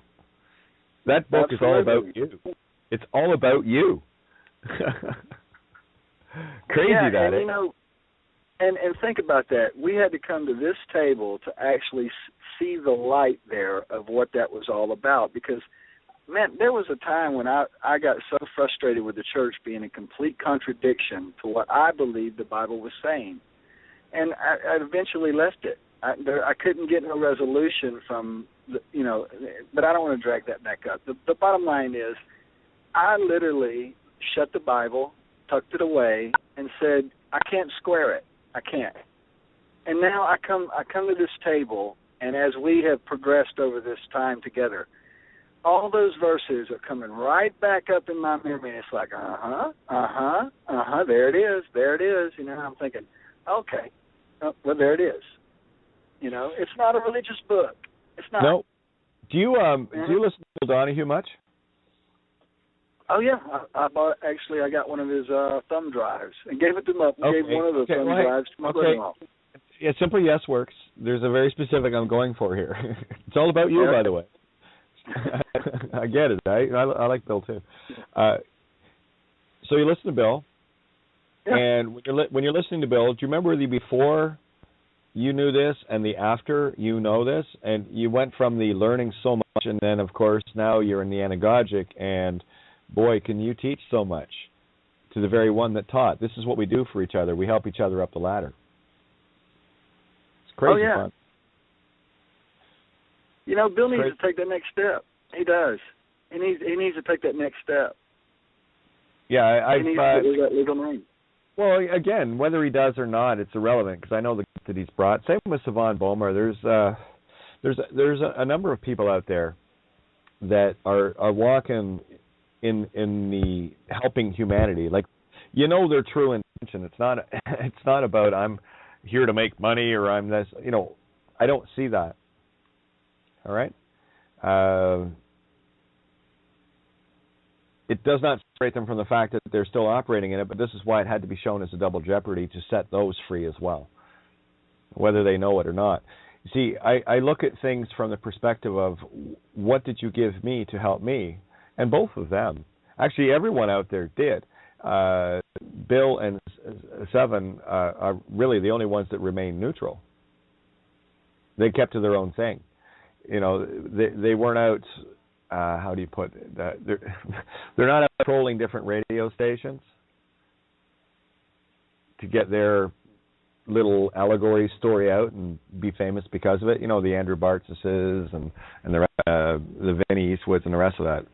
Okay, and again, that's not a judgment. That's just an observation. I know who they're serving. Savan and Bill serve humanity. These others, they just serve themselves. It's all about their own greedy little survivals. There's a very profound difference for me. Yes, the tools that they brought, I can say they helped, and I can also say in that mirror that I help as well. And here's, for me, the most profound truth I was able to find was it's illegal to use a legal name. And that is the gift to all of humanity, to set it free, or you can stay enslaved and, you know, you won't be laughing at the destruction, though. You'll be running a shit panic. No. Sorry, heaven's ordered the box seats for those that are not dead. So if you want to sit in the box seats, fine. Or if you want to be in the box and get shat upon, that's fine too. You choose your path. I've chosen mine. And all I do here every night is share that path that I've chosen as others have chosen truth as well. We've had enough. I've had enough. We stay the course. I just want you to know, more than anything else, every time you do this, the amount of help that you push towards benevolence and heaven itself in that allegorical sense, blissful creation, whatever that is, there are no ways to measure what you do every time you just tell somebody it's illegal to use a legal name, and just leave it there. And if somebody wants to talk, then talk, and if they don't, then don't. You know? I'm not here to browbeat a dead horse or a living one. Doesn't matter to me.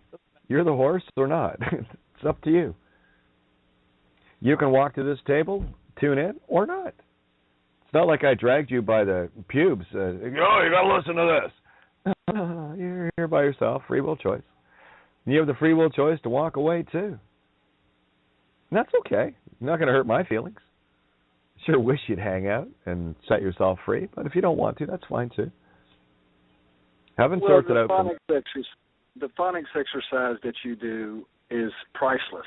I mean, it's okay. So we're standing on the rock here, and you're literally closing every word down along the path, narrowing that road to where it's just straight as an arrow with that phonics. Yeah, I mean, lots of people are doing it. It's fun. You know, it's perfect. Lots of people do it, and they see the magic for themselves. See, that's the joy of this. This is actually applied spirituality, and it really doesn't take any effort. It's crazy fun. Yeah, and then, you know, like you say, you can't make this shit up. That Laurel and Hardy thing. You know, how could you possibly go back in time and see it in, you know, in all the old films and, you know, like the capitals of countries and names of rivers, the historical stuff. You can't make this up. There's no way. They're all specific creations in perfection once you see the perfection of creation instead of the imperfection of the lie. And the lie is about the imperfections, okay? So let's go to Laurel and Hardy. Somebody else wants to jump in there. Go ahead. We're almost onto the roll. Oops. Yeah, you got a bit of a break in line there. Okay. Hello. Hey, Roy, how's it going? Hi. Just to show you a quick anecdote that everything is perfect, you just need the eyes to see it. And this is how you see it. You see it with phonics. Laurel and Hardy. Stan Laurel, Oliver Hardy. Okay, look at the characters. Let me show you an anagogic of the two characters in a creational sense.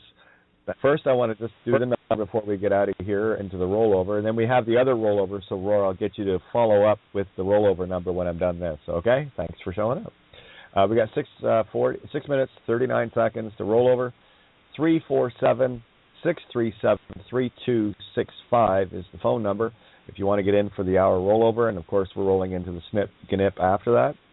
BTR listener 059 for tonight. For those that want to jump in, just hit 1 on the dial pad on Skype or the phone. Roar and Shocked are continuing the ball forward at 10 p.m. Eastern Standard Time. Roar, if you would. Sure. The phone number is 914-803-4058. Call in from a cell phone or landline, press 1 on the dial pad, and then as soon as we get the BTR listener number, we'll let you know. Just like that. So, anyway, Laurel and Hardy. Here's an anagogic. I want to show you as much as I can show you in this. I can go on for hours on this stuff, just with these two. All right, you have Oliver Hardy, and what is he? Look at him physically. He's a big guy, right? So he's the big stout. If you think in terms of two atomic bombs, there's the fat man and the little boy. You know, Stan Laurel, little boy, Oliver Hardy, fat man. Nagasaki, Hiroshima. I can tie all this stuff together. Let me keep it as simple as I can, though, in the phonics of their own name. And you will see the roles that they play in the physical. So what Stan Laurel and Oliver Hardy are, to me, is a singularity. They're one and the same. right? There are two. It's Harry Potter and Voldemort, Stan Laurel, Oliver Hardy, right? And that's typically, you'll see that play out in marriages and things like that. Quite funny, actually. That's why you got to get solo on this, and you'll see it. So what do we got there? What's the allegorical representation of Oliver Hardy as a physical effect in a spiritual manifestation? Watch. Well, the name is Oliver Hardy. Okay, Hardy meaning strong, able to withstand things. Heart-E, the heart of consciousness. Okay, big heart, big man. Okay. Then we have olive. That's the O, womb, live, there, which is the womb of the living truth in the heart of consciousness. That's his allegory. That's the allegory of the phonics in his name. Oliver Hardy translates phonetically into, and there's many ways to do this. I can show the same path and different phonics within the same word. I like to keep it simple, though. So we have O, live, and of course, there. Overlap, doesn't matter. There's no rules when you're using all the rules. All right, so we have O, live, there, which is O, womb, live, living, there, truth. The womb of the living truth. Heart-E, Hardy, flip the pledge out, and you'll see the T in there, Heart-E, which is the heart of consciousness. E is a reverse 9, so the mirror of consciousness. And he really lives up to that in the character he plays, because not only is he the big guy, he is also what? He's the logical one. He's the one that's constantly straightening Stan out, but also he's the one that's also taking advantage of Stan because of that stupidity. So he plays both sides of the coin there. So there's that character of what can be divine truth, but it's not quite. Then we go to Stan Laurel. Stan, well, it depends on if you got feet or not. The D and the T can be silent. You can add them there or not. Doesn't matter. Every letter can be silent or voiced out. So even in words, I will make a letter silent. If there's an L in it, I'll make the L silent. If there's a B in it, I'll make the B silent, just to see what the word sounds like when I do that. And that's where the phonics really starts revealing itself. So you have Stan, well, on your own 2 feet. There's Pisces. Skinny, there's fat and skinny. Watch this. Fati, the heart of you, nothing sweeter than you. Skinny, skinned, knee. Well, you're not going to get on your knee, bow to creation, if you have a skinned knee. So you're going to constantly stand. All right? Laurel. Well, what is a laurel? Laurel is a crown of leaves. Typically the Romans used, don't rest on your laurels. Don't rest on your laurels and hardies. Okay? So what Stan Laurel represents to me is the Piscean, and what Oliver, that's a duality, split in two, plays the idiot, and he's the innocent, bubbling little child. So he's got both the good and evil, where Oliver has the good and evil as well in their character. Good in that he's trying to teach Stan the right things, but bad in that he takes advantage of him. Stan Laurel does the stupid things that generally end up in all sorts of mayhem, but he's the innocent child at the same time, right? So there's the bad and good in that. So there's the quad in the two of them. So I'm looking for the positive energy and the negative energy in each and every one of the anagogics to look for. So I don't see them as one, just who they are. I see them for their light language. What are they showing me as their intention, the mime within? And you can only see that with your eyes. That's the language of light. One's actions, you can say, I'm going outside while you're walking inside. I know you're full of shit. I don't care what you say. I'm just going to watch you. This is what it means to be a watcher, and that's what we are now, the watchers. Anyway, just thought I'd throw that at you. Hey, Kate, imagine, okay, look what you could do with that who's on first routine when it comes to phonics. I mean, they're showing you right there, Yeah, there's Lou Abbott, and what's his name, Costello?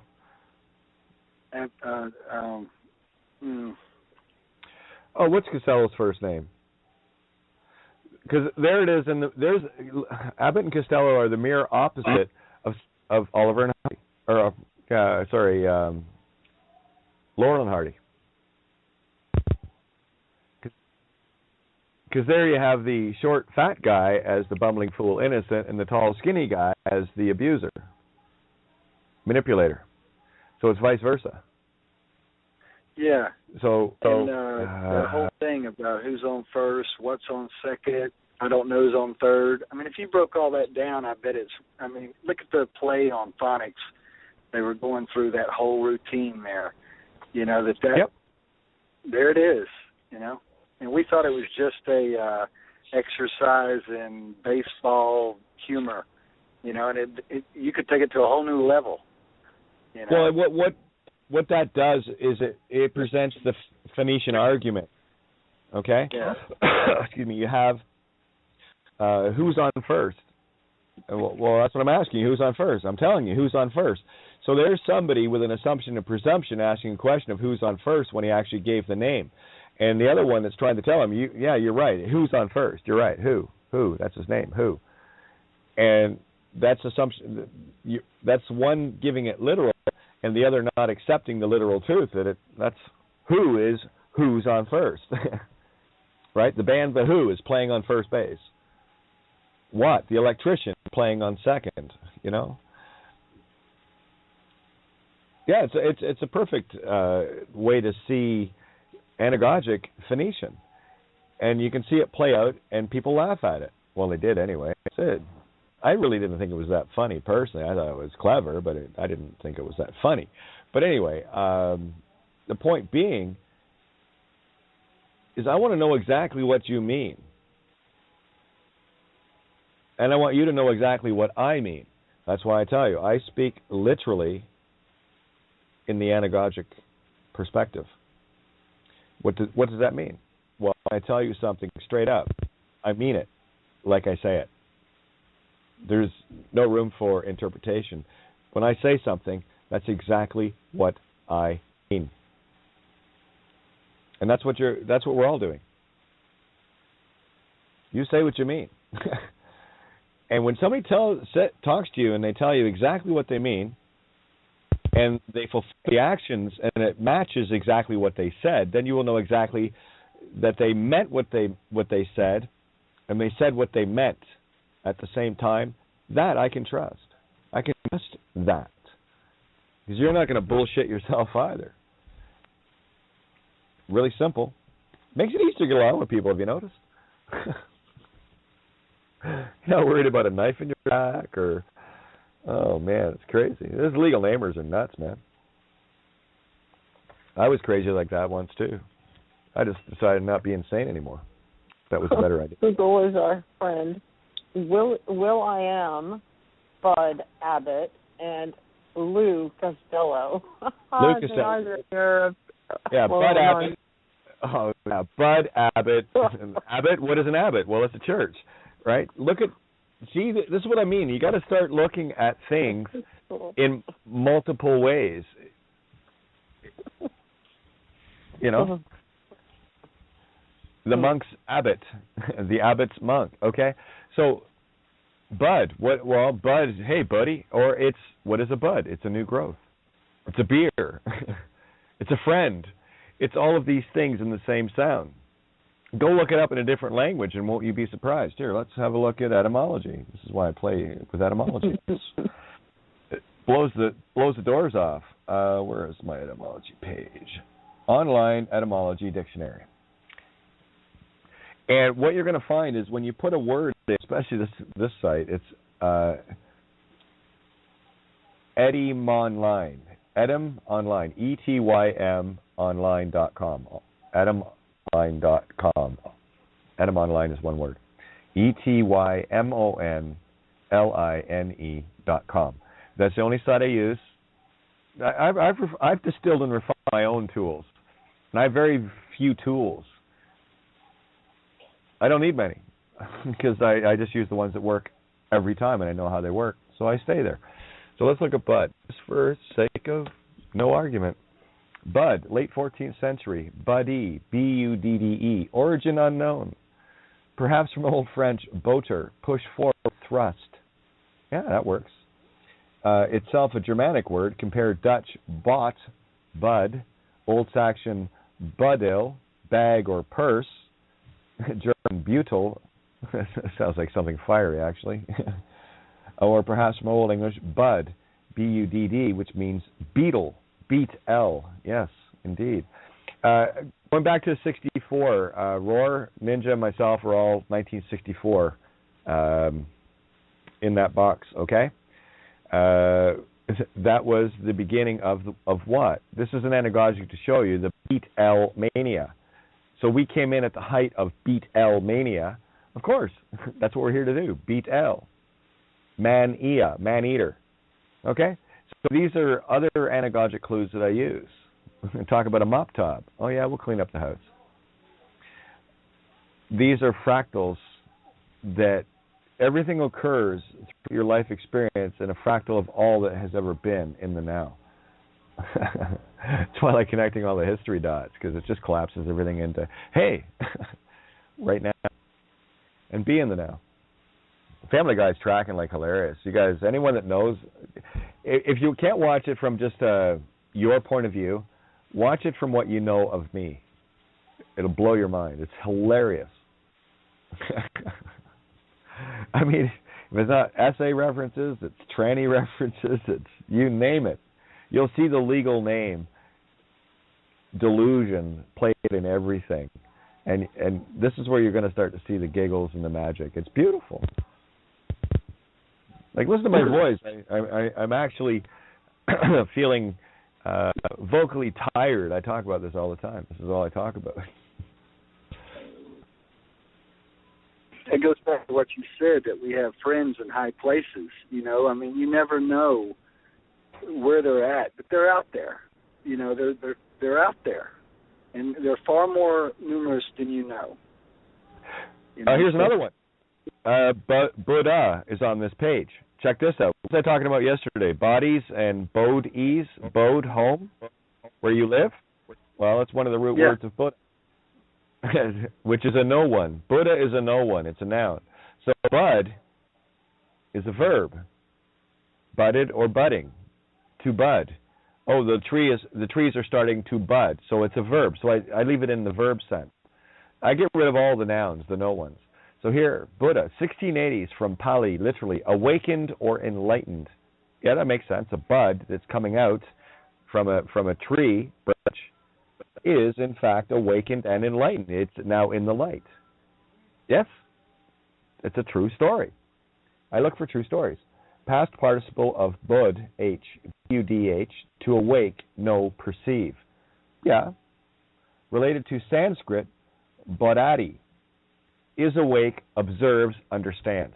That's what bodhati means. Buddha means is awake, observes, understands. You're awake, you're not in vengeance anymore, you're just an observer, you're neutral, and you understand why. See, bode, B-O-D-E, bode, bot consciousness, body, B-A-W-D-Y, body. I went through this one last night. Funny that it shows up again. Title given by, it's not at all, we're used to this. Title given by his adherents to the man who taught this path. Siddhartha Gautama, also known to them as Sakyama, sage of the Sakyas, his family clan, who lived in northern India, 5 BCE. Yeah, and this is about the time everything went south. Everything got turned around.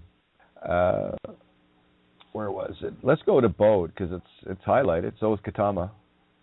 Bode, Old English Bodian, proclaim, announce, foretell.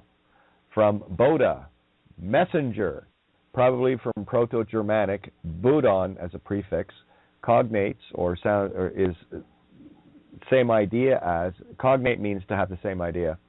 Old Saxon, Gibod, German Gibot, Gbot, genetic entity bot, robot, spiritual breath bot. If you're a legal name, you are a system robot. You have sold, you're bought and paid for, you have sold your spirit breath, making you a robot and paid for. Okay? And you're not really paid for. You're the one that's paying it. From Pi, Bud, be aware, make aware. There's the body, make the body aware. Yes. Bode, the home, E of consciousness, the home of consciousness. That's the real body, bodhi, okay? Be aware, make aware. Cognate Sanskrit, bodhi is awake, is watchful, observes. Bod or body is the same as Buddha. Same fucking definition. You can't make this up. Buddha, awakened, enlightened, Old Church Slavonic, budo, to observe. By the way, it's, bludo, judo, B-L-J-U-D-O. What is judo as a concept? It's using your opponent's strength against them. It's illegal to use a legal name. And you ain't going to do that, so guess what it does to their world? It destroys it, because they're hoping and putting you into fear in a bluff to make you be that, so that you are instantly dead and illegal, criminal on the spot by uttering that motherfucking legal name thinking it's you. So I tell you, change it to something else for a while, okay? Because until you can change your mind that you are not that legal name, the best way to do that is come up with something else. And that legal name of past, the most blessed path that you can walk, you pick another one, even that will be just as blessed. You need to circumcise yourself from that flesh. It's an idea that will keep you trapped in the idea. You've got to let it go. People have fallen in fucking love with their names. They love themselves. They love their idols. But I like my name. I don't. Well, then you fucking stay here, because you're still in an idol worship.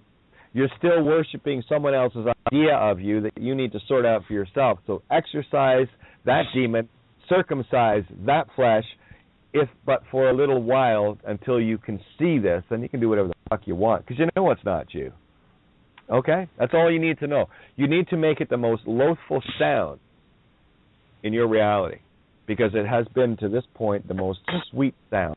That is the sweet in the mouth, bitter in the belly moment. That name needs to be bitter in the mouth, therefore becoming sweet in the bodhi, the Buddha, the body, and you're not bought and paid for anymore.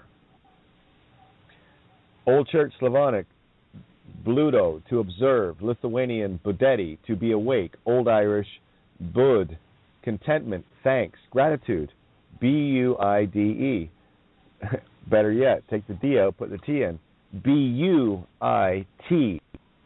Butte, huh? Talk about a butte.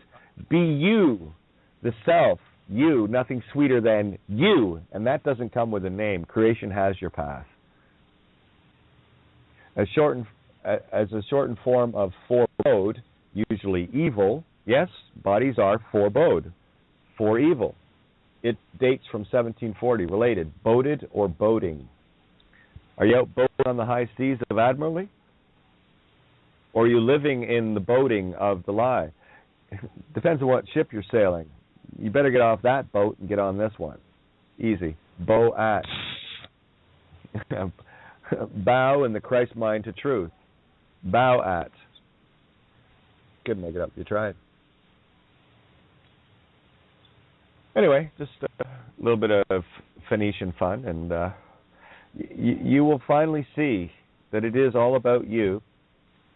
So to solve the game, just go down the 7 deadly sins, see which ones you need to adjust into being as perfect as you can in each one of them. Your 7th candle lights up. Vengeance will take care of all issues. It will take care of the pride. It will take care of the lust. It will take care of the gluttony. It will take care of the fear. It will take care of the anger. It will take care of the sloth. Everything. It takes care. You lose vengeance. This is why you love thine enemy. Love thine no vengeance. E-nemesis. An nemesis. What are you, a C anemone? Or a C anemone? Any money? Get it? Wrong flower. It's pretty simple then. Yeah. And these are not coincidences. They're coincidences. You see, this game takes all delusion of luck, all delusions of, wow, what are the odds of that? Well, it depends if you're living in Oz or not. If you're not living in Oz, you'll play the game of evens and odds. No, I'm good. I got my Arcan saw and my Can saw and my Arizona. I've got new me life. Child, New Mexico. I can go through every one of the fucking states and tell you what they're telling you. And funny, the people match it. It's really cool. Texas, Tex, yeah. Caltech, I don't know. California, furnace of hell. Yet it's, watch Jay Leno. You'll see cars that are 50, 60, 70 years old with the original paint. It's perfect for cars in the most physical sense in California. Dangerous for spirits. So in terms of the soul, right? I watch everything anagogically. A physical car, to me, is a representation of the spiritual you. Kairo. What car are you driving? If you have a license, that car's driving you. If you don't have a license, I drive that car. And I do. It's a true story. It's fucking hilarious. You guys having fun? Is this okay? Like, I mean, I'll dance whatever way you want. Look, I'm your personal puppet. Where do you want me to dance? There's this little cat that's taken up with me. A little boy cat showed up on the porch, and I got to feed it. And it follows me around now everywhere I go. It's right underneath my feet. And my niece saw it, and she said, "Oh, what a cute little cat. What'd you name it?" And I said, "I didn't give it a name." She says, "Why not?" I said, "Because it won't come when you call it." Tati, okay? It ain't going to come, I'm telling you. Yeah. Stop naming it, will you? Please. Start walking. Stop naming it. Look, it's a furry animal with big hair and stuff. Yeah. Well, careful. You don't want to be lying. Oh, jeez, thunder. Gotta love that banana bread. Starting to kick. I'll see you on the flight later there, Roar. Shocked. Yeah, welcome to 101st Airborne. Fucking jump? What are you talking about? I'm just gonna fly. Crazy bastards jumping out of airplanes. Never understood that. Yet I did want to try. Who knows? I never saw the sense of jumping out of a perfectly good aircraft. I'll just fly the damn thing. I'll land it if I want. But I did think about jumping, and that wouldn't bother me. It's going to be what it's going to be, right? That's the neat part about being immortal. I'm good. I'll wait till I get to the other side before I do that, just to be sure. Oh, that's funny. Yeah. Hi.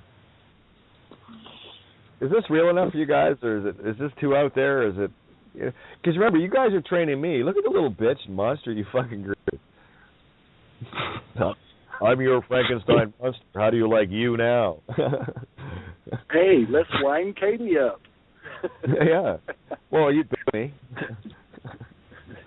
By the way, I found that little bolt. We had that problem with the robots before. That little bolt that was at the belly button that we unscrewed and it kept falling apart. Well, what I did was I tightened that back up and I unscrewed the systems, and they fell apart. It's illegal to use a legal name. All the robots collapse in front of you. Time bandits. Crazy fun. Run, rabbit, run. That's what they're good at. Here comes Peter Cottontail hopping down the snare. It's illegal to use the legal name. Oh, look, all the little pellets. Plop, plop, plop, plop, plop. Fizz, fizz, fizz. Oh, what a relief that is, I'll tell you. Yeah, plop, plop, fuzz, fuzz. Oh, how illegal using an illegal name was. Yeah, we can play this all along. It's a true story, though. That's why it's funny, because it's true. Jokes are always funny. I love that one line, though, because it rang home so true. I like them all, but this is, where was it? At destruction and famine thou shalt laugh. Oh no, God's watching me when I read before it's news, when I'm at the garbage can. It's a true story. At destruction and famine thou shalt laugh. Oh, look at the monkeys. Neither shalt thou be afraid of the beasts of the earth. No. Here, kitty, kitty, kitty. I'm a cat they don't call. Have you ever noticed I gave out the number enough? No one ever called. Funny that. None of the legals or anybody, they've never called. Cops, nothing. Fucking want nothing to do with you when you know this. Just makes them feel bad about being Luciferian demons, that's all. At least they feel bad. Wonder if they can figure it out. Hope they feel bad enough to stop doing it. And that's all.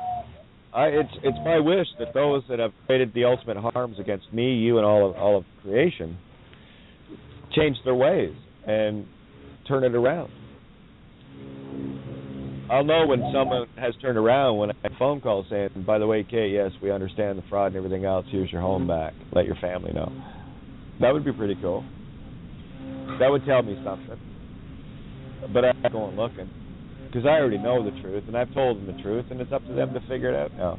And there is nothing I can, will, or even think I'm going to do. End up. Why would I? Why would I take their lesson from them? They have to take their own lesson, or they take the consequences of the failure of learning it. I'm okay with that. I'm neutral. I took the consequences of my lessons. Borean, yes? Richard, yes? Everybody? Yeah. Yeah, and you're okay with it. I'm okay with it. I'm okay with my lessons. They were nasty. You had yours. They were nasty. Hey, I know others that have nastier experience than me. How long did you get the word out inside? 6 months? 6 months, yeah. Yeah, it was fucking 28 days. I'm a half miler compared to that. But we had the same journey, though, eh? You know? Yeah. Yeah. I'm cool. You're cool. You're here. I'm totally cool. I always knew you would be. I think everybody's cool, you know? Unless, just like you're saying, unless you like walking around with a big red, white, and blue dildo shoved up your ass all the time. And people are always pointing the finger and, you know, country this, NWO that, you know, always pointing the finger elsewhere. Well, you're fucking yourself. You're walking around literally fucking yourself with your own dildo. And anytime you can stop. Anytime. Yeah. Anytime you want. Oh, look. Borean, you speak fluent. Katie. Keep the pledge out. Take the pledge out. Take that furniture push off your wood and quit playing with it, girls and boys.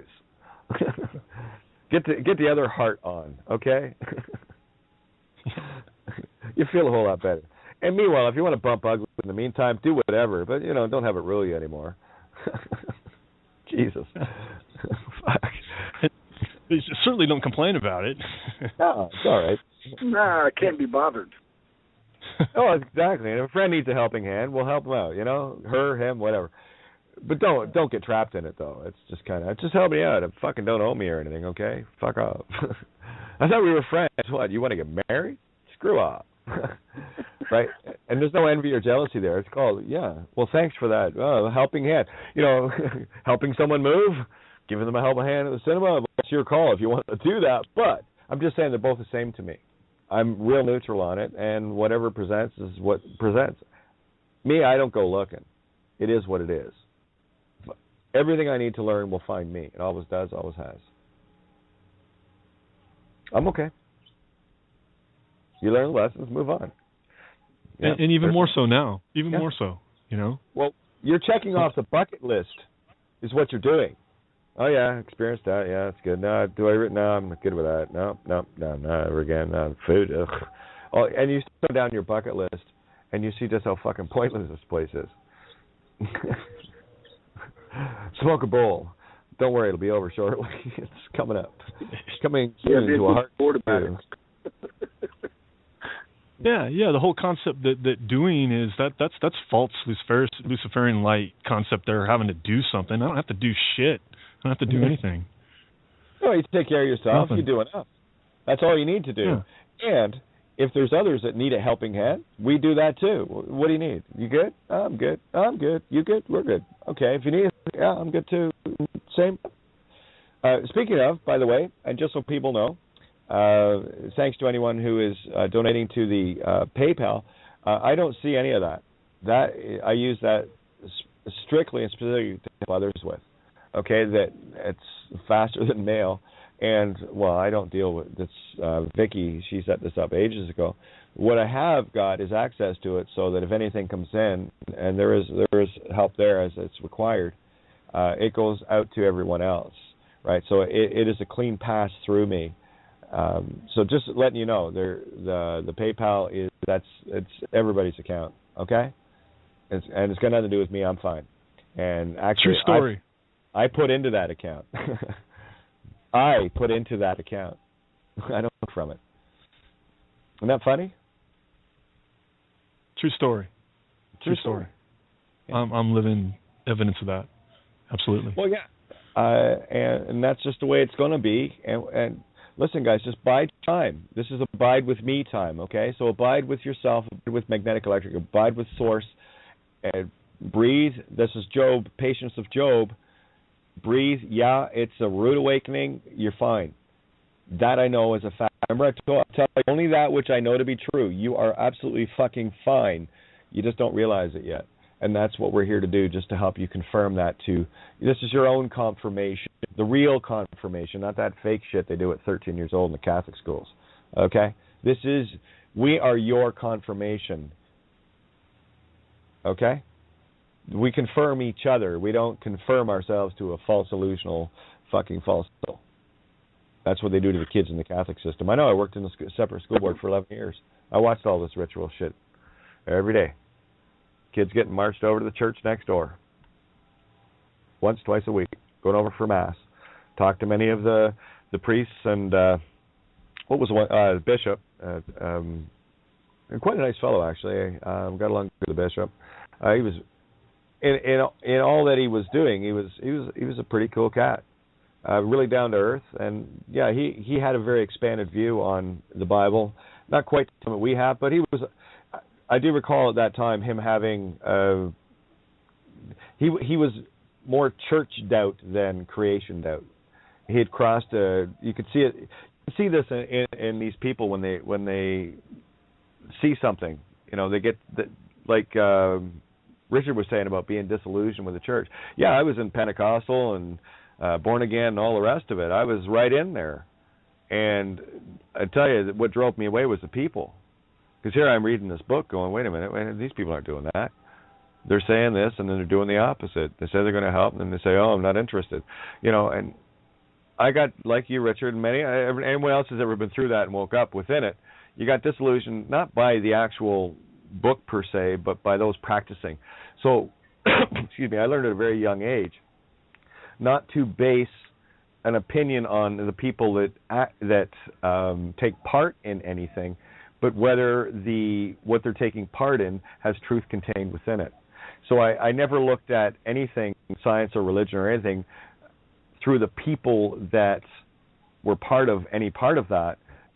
I wanted to see it for myself, from the information, regardless of anyone's opinion around me. I can sort shit out myself. I'm okay.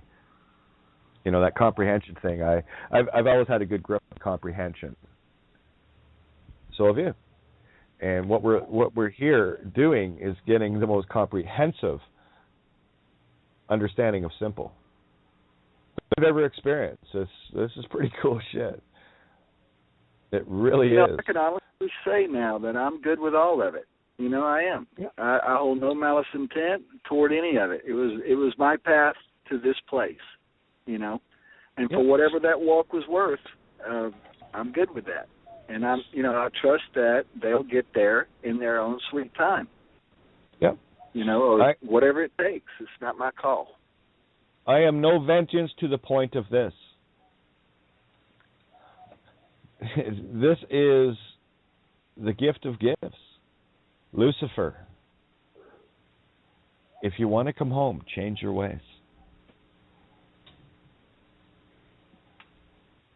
It's not my choice. You see, I know I don't have one. I've never want one because I already know truth is the only choice there is because everything else is a lie. And the arm is still open. You can come home, and this is the moment of choice. We're in that time. It's done. It's over. I'm good either way. It's where you reach that penultimate Pontius Pilate moment in the most spiritual sense of, regardless of what has transpired in this reality, you can still come home. But you know the price.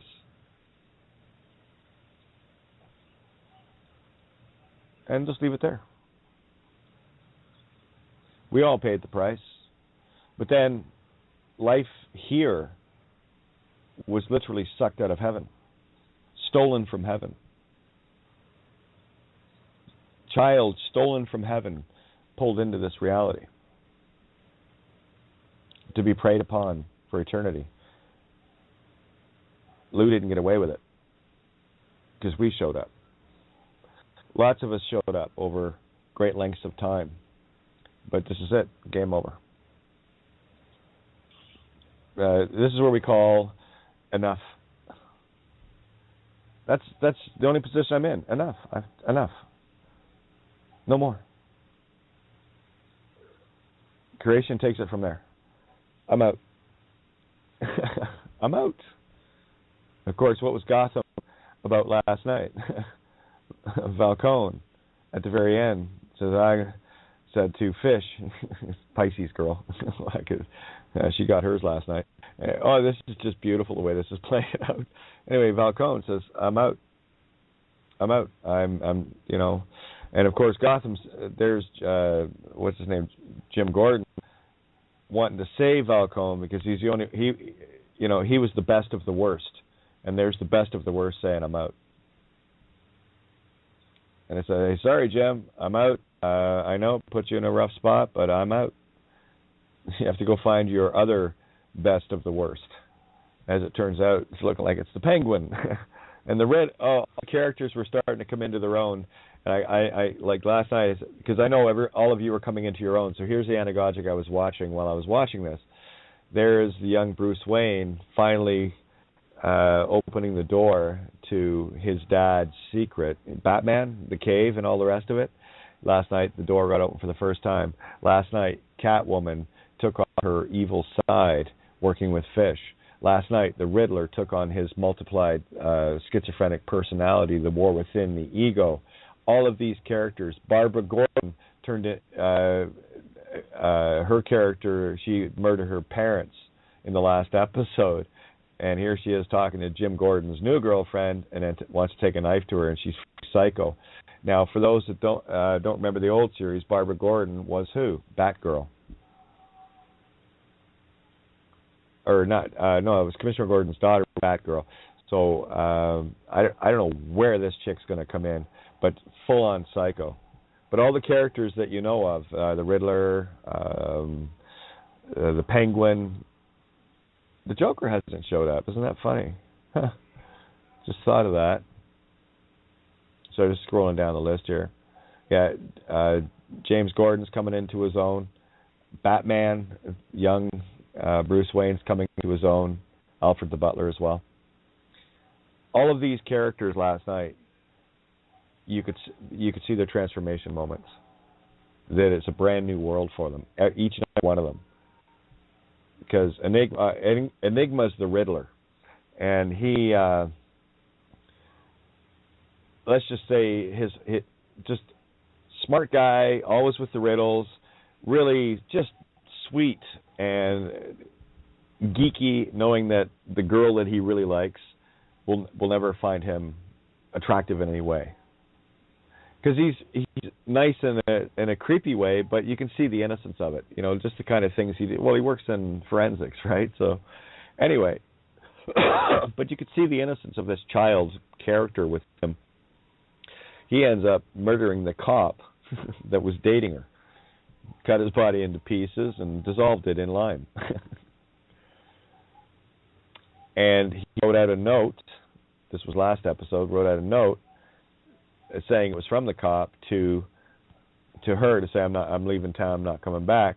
But what Enigma did was he had put his name as the first letter of every sentence, NYGMA, right? Enigma, and she noticed it last night's episode or Monday nights. He said, I shouldn't have left that see, that's the Lucifer leaving the clue behind. We found those clues. We found the enigma. What does anyone know what the enigma machine is? Anyone want to take a run at that? Mm-mm. It was something that because smart people broke this code that allowed allowed them to keep track of all the U-boats. The Enigma machine was a German World War II code machine that had different inputs. It was literally an unbreakable code, and they needed to get one of the machines. Have anyone seen U-571? That's the story of the Enigma. It was actually the British that captured them. It wasn't the Americans. You guys love to fucking steal everything. But anyway, it's all good. Anyway, that's Enigma. It's code. So I see Phoenician code in the character of Enigma, so I'm watching it from that perspective. So the Batman, Bruce Wayne, knowing who the big character, the grown-up character is, there's the child and the grown-up, Alpha Omega, that you can compare. I'm looking at that as the one who defends the weak, that stands up for others, is that one that you can call on, just throw a bat signal out kind of thing. So that is creation itself to me. Okay? I just got to throw out my bat signal. Actually, I don't have to do that. Mom, stick's yours. Okay. If I'm not mistaken, the guy who actually built the first computer was I think it was Annesley Park, England.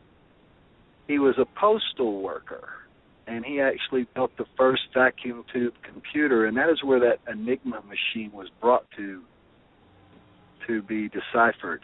And they used it to fake the invasion. Yeah, I could read all the coded messages between the U-boats and shore. There was a few other codes that the Germans had without the Enigma machine that was typically used mainly for the Navy, for the U-boats and whatever. But yeah. Yeah, the Brits sunk that sub and then sent divers down to get it, didn't they? No, they had to get. It was critical that they got the machine intact plus its code book, because the code book, the ink was dissolvable in water. So all they had to do was take the code book and soak it, just make sure it got wet, and then that would literally just blot out all of the codes that were available, because these were sent out every day. The actual signal code changed, so they had to keep track of, what day is it? Okay, so there was a different, every day there was a different setup for how the code was sent, and you had to go back and forth between the code book and the machine to figure out, well, okay, what code format are we using today, and then the code itself. So it was a code upon a code, and it was random. So random to someone that didn't have the book. We have the book. It's not random anymore, because random is what makes this place fucking jump. I love random. Random around. Random tandem, baby. Yeah, we're riding random. They're riding tandem. It's all right. I got my bike. I can pedal myself. Yeah, and riding the wave of truth. If truth, dissolves the code, I mean, what more do you need to know? Yeah, and I got to tell you, it's a legal name. Yep, it's illegal to use a legal name, and for you see, yeah, one of the, and I love doing it, using movies and whatever to show the decoding of the reality. That is such a reach for newer people. What do you mean? Well, when you know how to see the real movie, I can use anything. Yeah, it's an enigma. It's an enigma, yeah. You're the walking, talking enigma machine. Phonics gives you the code. It's the same code every day. Because it's the book itself. Hey, the book of life is you. Right? Yeah, there it is. Nig. That came up again. Enigma. nig meaning, well, let's go to the long form, nigger or niker, nigay. These are all, it just means black. That's what it means. Okay? Ma, M, the silent creation. Remember the tricky Greeks, right? Just go, there it is. You didn't hear it, did you? It's spiritual. You can't go, that's physical. You got to go, can you hear? Right. Yeah. In the Christ mind. Right? Go silent in the Christ mind. That's what the enigma. That's where you find the code for the enigma. You got to get into the darkness of the silent Christ mind. Funny how enigma plays into that, isn't it? Yeah. Yeah, we have. You know how they say that the spell book is the Grimoire's book of black magic? You broke the code, and you're the Grim Reaper. Bingo, and that's the Kivro I am repair, the Christ mind. The Kivro, you're rebuilding your capital city, Cairo, right? It's I am, put an apostrophe in. You didn't see it, but it's there. I just put it there. And now you see it. So Kivro I am, the crime, grim reaper, crime reaper. It's the same thing. Just Crimea River. Crimea Peninsula, Crimea Victoria Cross, Canada. I don't care, but you can cry me whatever you want. It's just an opinion. I stopped crying long ago, and the only time I get overwhelmed is with bliss and beauty, and I'm seeing a lot more of that. You'll see it in the absolute contrast of good and evil. It is the most despairing tears to most bliss at the same time. It's gratitude is what it is. It's a 0 point, no vengeance thingy. You know? If anyone, and I know a lot of you, we got bitching rights. We got swinging for the bleachers with a baseball bat across Satan's ass rights. I'm not interested. He's going to kick his own ass. Fuck that. And he is. You see, that's me accepting creation. Don't worry, honey. Evil will destroy itself by its own definition. Yes? Yes, Mommy. Okay. Let her go. And watch that. And look, the world falls apart. Isn't that fun? Oh, fuck. Yeah. Oh, yeah, we're all about chilling here and, we'll talk about movies and show you the truth in it. So here it is, Richard. Let's just back this up to Enigma again. The individual you, is the Enigma machine. You've got everything there. In your experience, that your experience is your Enigma code. That you know your own code, yes? You remember? Yes. Okay, that's your code. What we do here with phonics is that's the book, and the book is you. But you have to play that book as you in the physical by taking a few words and just messing with them. And if you don't want to do that, then read the essays, because I fucking mess with a lot of words in that. And that's going to be enough to crack the code for you. Because once you see the code, that's the code of many colors. You see it all. And the toughest thing to do for any fucking demon that has you by the short and curlies is to shut up and breathe. So if you want to take on the toughest battle, sit down and tell yourself to shut up and breathe and stay there as long as you can. That's going to be your battle. But I tell you, as soon as you can shut that monkey down, wait till you see the bliss. If you had a Christian upbringing, Muhammad was the same, but if you had a Christian upbringing, Abraham too, they told you the same thing. I mean, you can't take my word for it. We'll take theirs. I'm just saying the same thing they did, just a lot clearer, without all the delusions of little Noahs and little arks and on it goes. Oh, look, talking donkeys. Yeah, they wear uniforms too. Hey, look, see, that's the problem when you see the cop as a donkey. Okay. That's a free man talking. Here's a free man talking to a cop.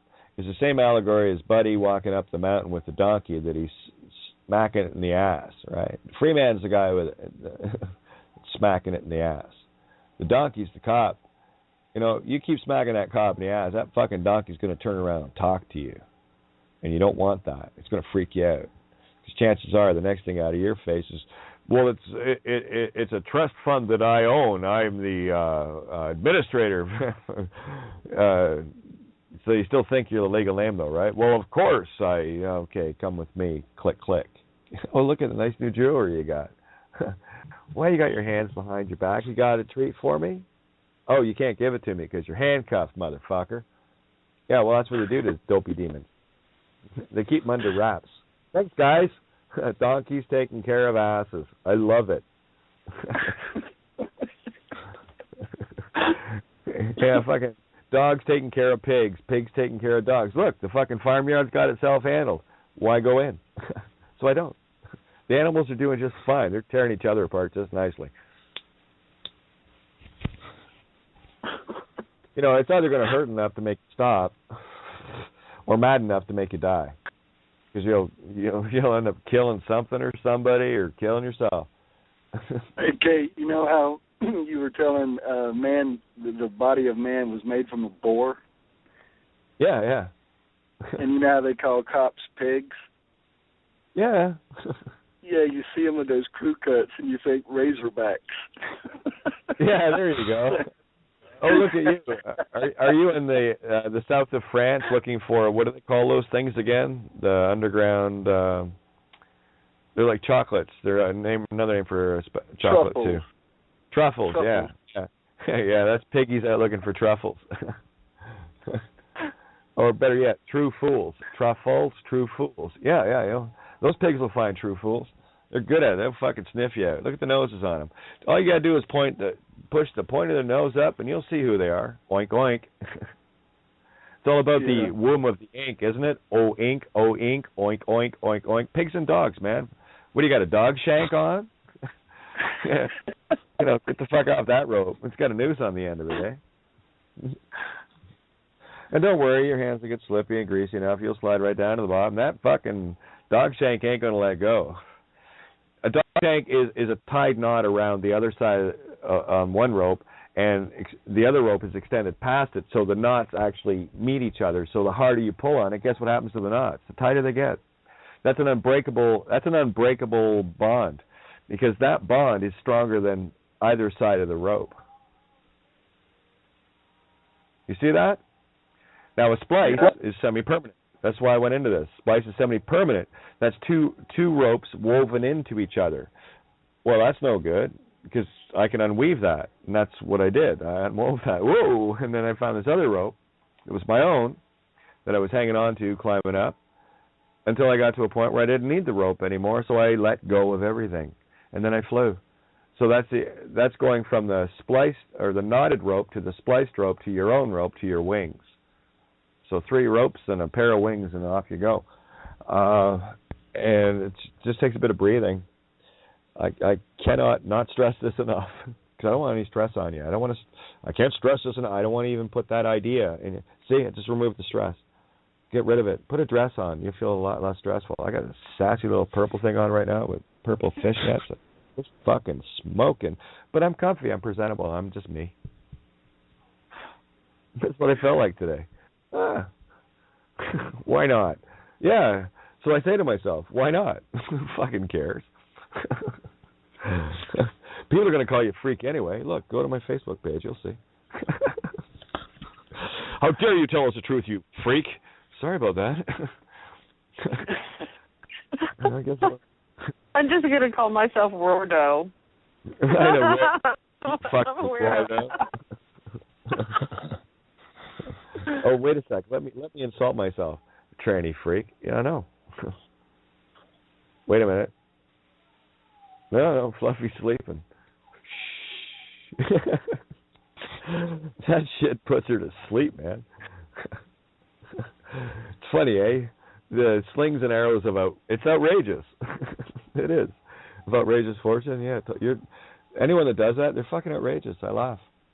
Because I get the visual of somebody taking a piece of dog shit in their hand and just looking at me and is smushing it in their own face. I'm going, don't do that. And you're sticking up the joint, man. Oh, and then, of course, they do that, and then they blame me for it. So, what the fuck's going to tell you? Put it down. Looks like shit, smells like shit. You stepped in it, yeah, it works like shit. Don't pick it up. And what are you doing eating it?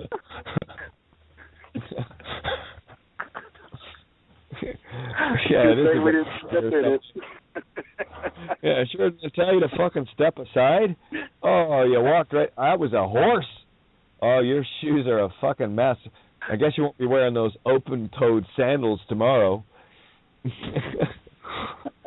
You're back out there with your Battle of Wellington boots on and fighting every Battle of Waterloo you can find and every little short dick Napoleon you can get your fucking claws on. Oh, yeah, look at you. No vengeance there, right? Quick, get the HMS Victor. We have something to blow up. Oh, yeah. Yeah, we know all about your type. Put it down. Fuck. That's what they do to dogs, eh? If a dog acts up, they put it down. I'm telling you to put the gun down before they put you down. They'll be putting you down to sleep. You won't like it. Your body will be over there, and your head will be a little box over there, and be playing basketball, 3-point land. Oh, look, the big FEMA coffins. 3 points. You see them head rolling around the tub.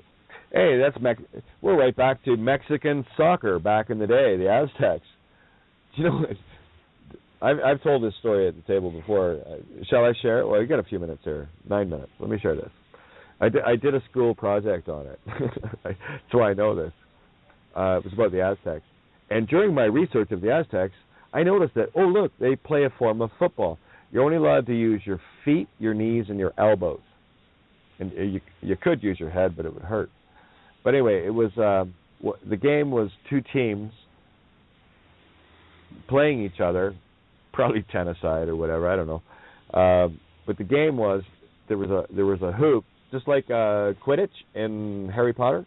It had a hoop like that, and they had it was Quidditch on the ground, without broomsticks, and they had to use their elbows, knees, or feet, or they could use their head. They just couldn't use their hands, and they had to get this ball through the hoop. And at the end of the game, the losers, or was it the losers or the winners? I think it was the winners. The winners got the honor. And they actually I think it was the losers or the winners. Either or, they got sacrificed. Guess there's no rematch. That's what you're playing here. You're playing Mexican fucking soccer. Legal name says no rematch. No legal name says no match at all. You want to light that fire? You light it under your own ass. I'm good. You need some paper? Don't have any. Fahrenheit 451, that shit. I love banana bread.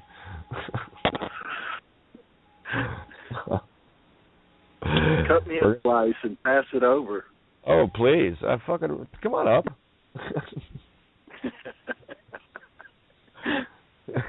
Boyan, you want to cut? Yeah, that's all right. Absolutely. Don't worry, I made sure, Mom. I made sure to tell Mom lots of banana bread. Okay, okay, honey. So don't worry, there's lots in your place too, because we live together. It's all good. Watch. Oh yeah. Yeah, you dance around the objects long enough, though, the phonics, whatever, you'll get high anyway. I use this shit to level it out. It just gets funnier, that's all.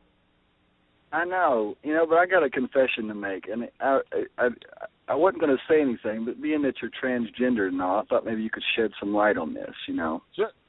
Say, for example, that, I tried that. I went to a masquerade ball as a tranny, just to get my nerve up, and I'm standing there in the crowd of a bunch of people, and Cousin It comes up, from the Addams Family.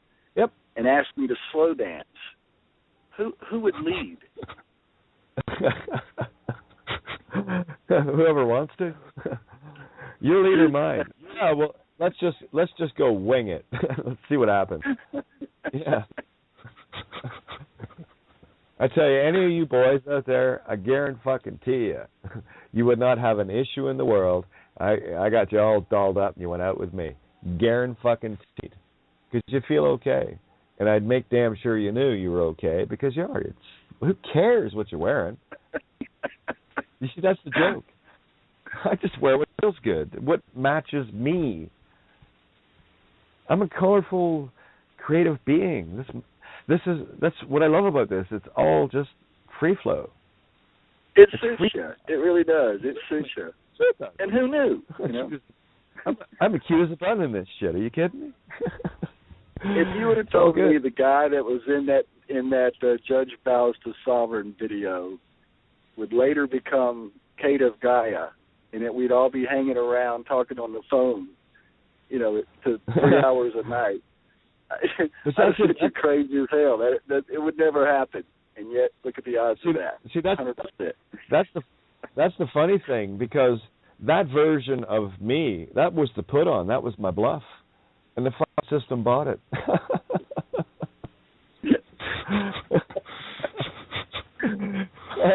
No, this is me. That was just me undercover. I made a fucking judge bow. Now where did I get my real shit on? Hi. Want to dance now, motherfucker? Didn't think so. I go dance with people who know how to dance. Don't grab my ass without asking.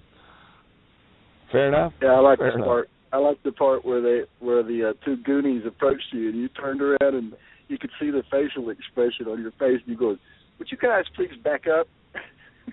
Yeah, my eyes were saying, "Fucking touch me and you will die a miserable, horrible, eternal death in hell." And they did, man. They backed up. Yeah, I know, right? It's funny as hell. No one more astonished than little old me, though, I'll tell you.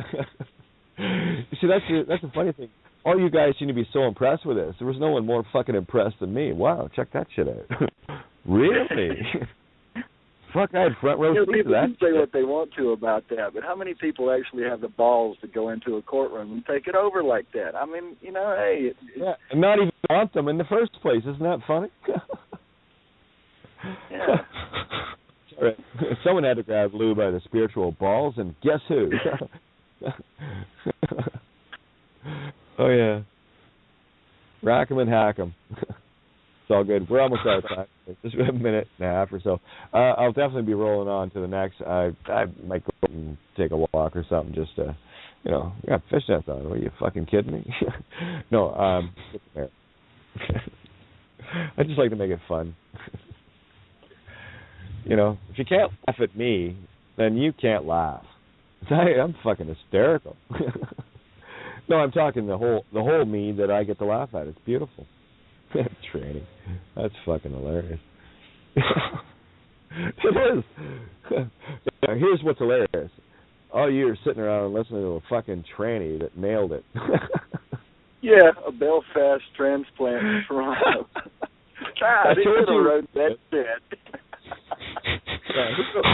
Which one of you fuckers wrote that in the script, and who tricked me into doing it? That's what I want to know. Assholes.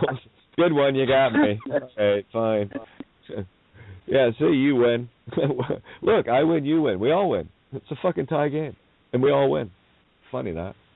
No one loses in heaven. Sorry, it's not how it works. You only lose in hell, and you want to play the gamble game? Go ahead. Boy, could you take this place forever? No. No, I'm fine. I kind of like to get around a bit, I was riding up the road today, and there was a church on the right-hand side of the road, and it was El Bethel, Assemblies of God. And I about laughed my ass off as I went by it. El Bethel. You think they could put more L's in that? Be Ethel. Damn.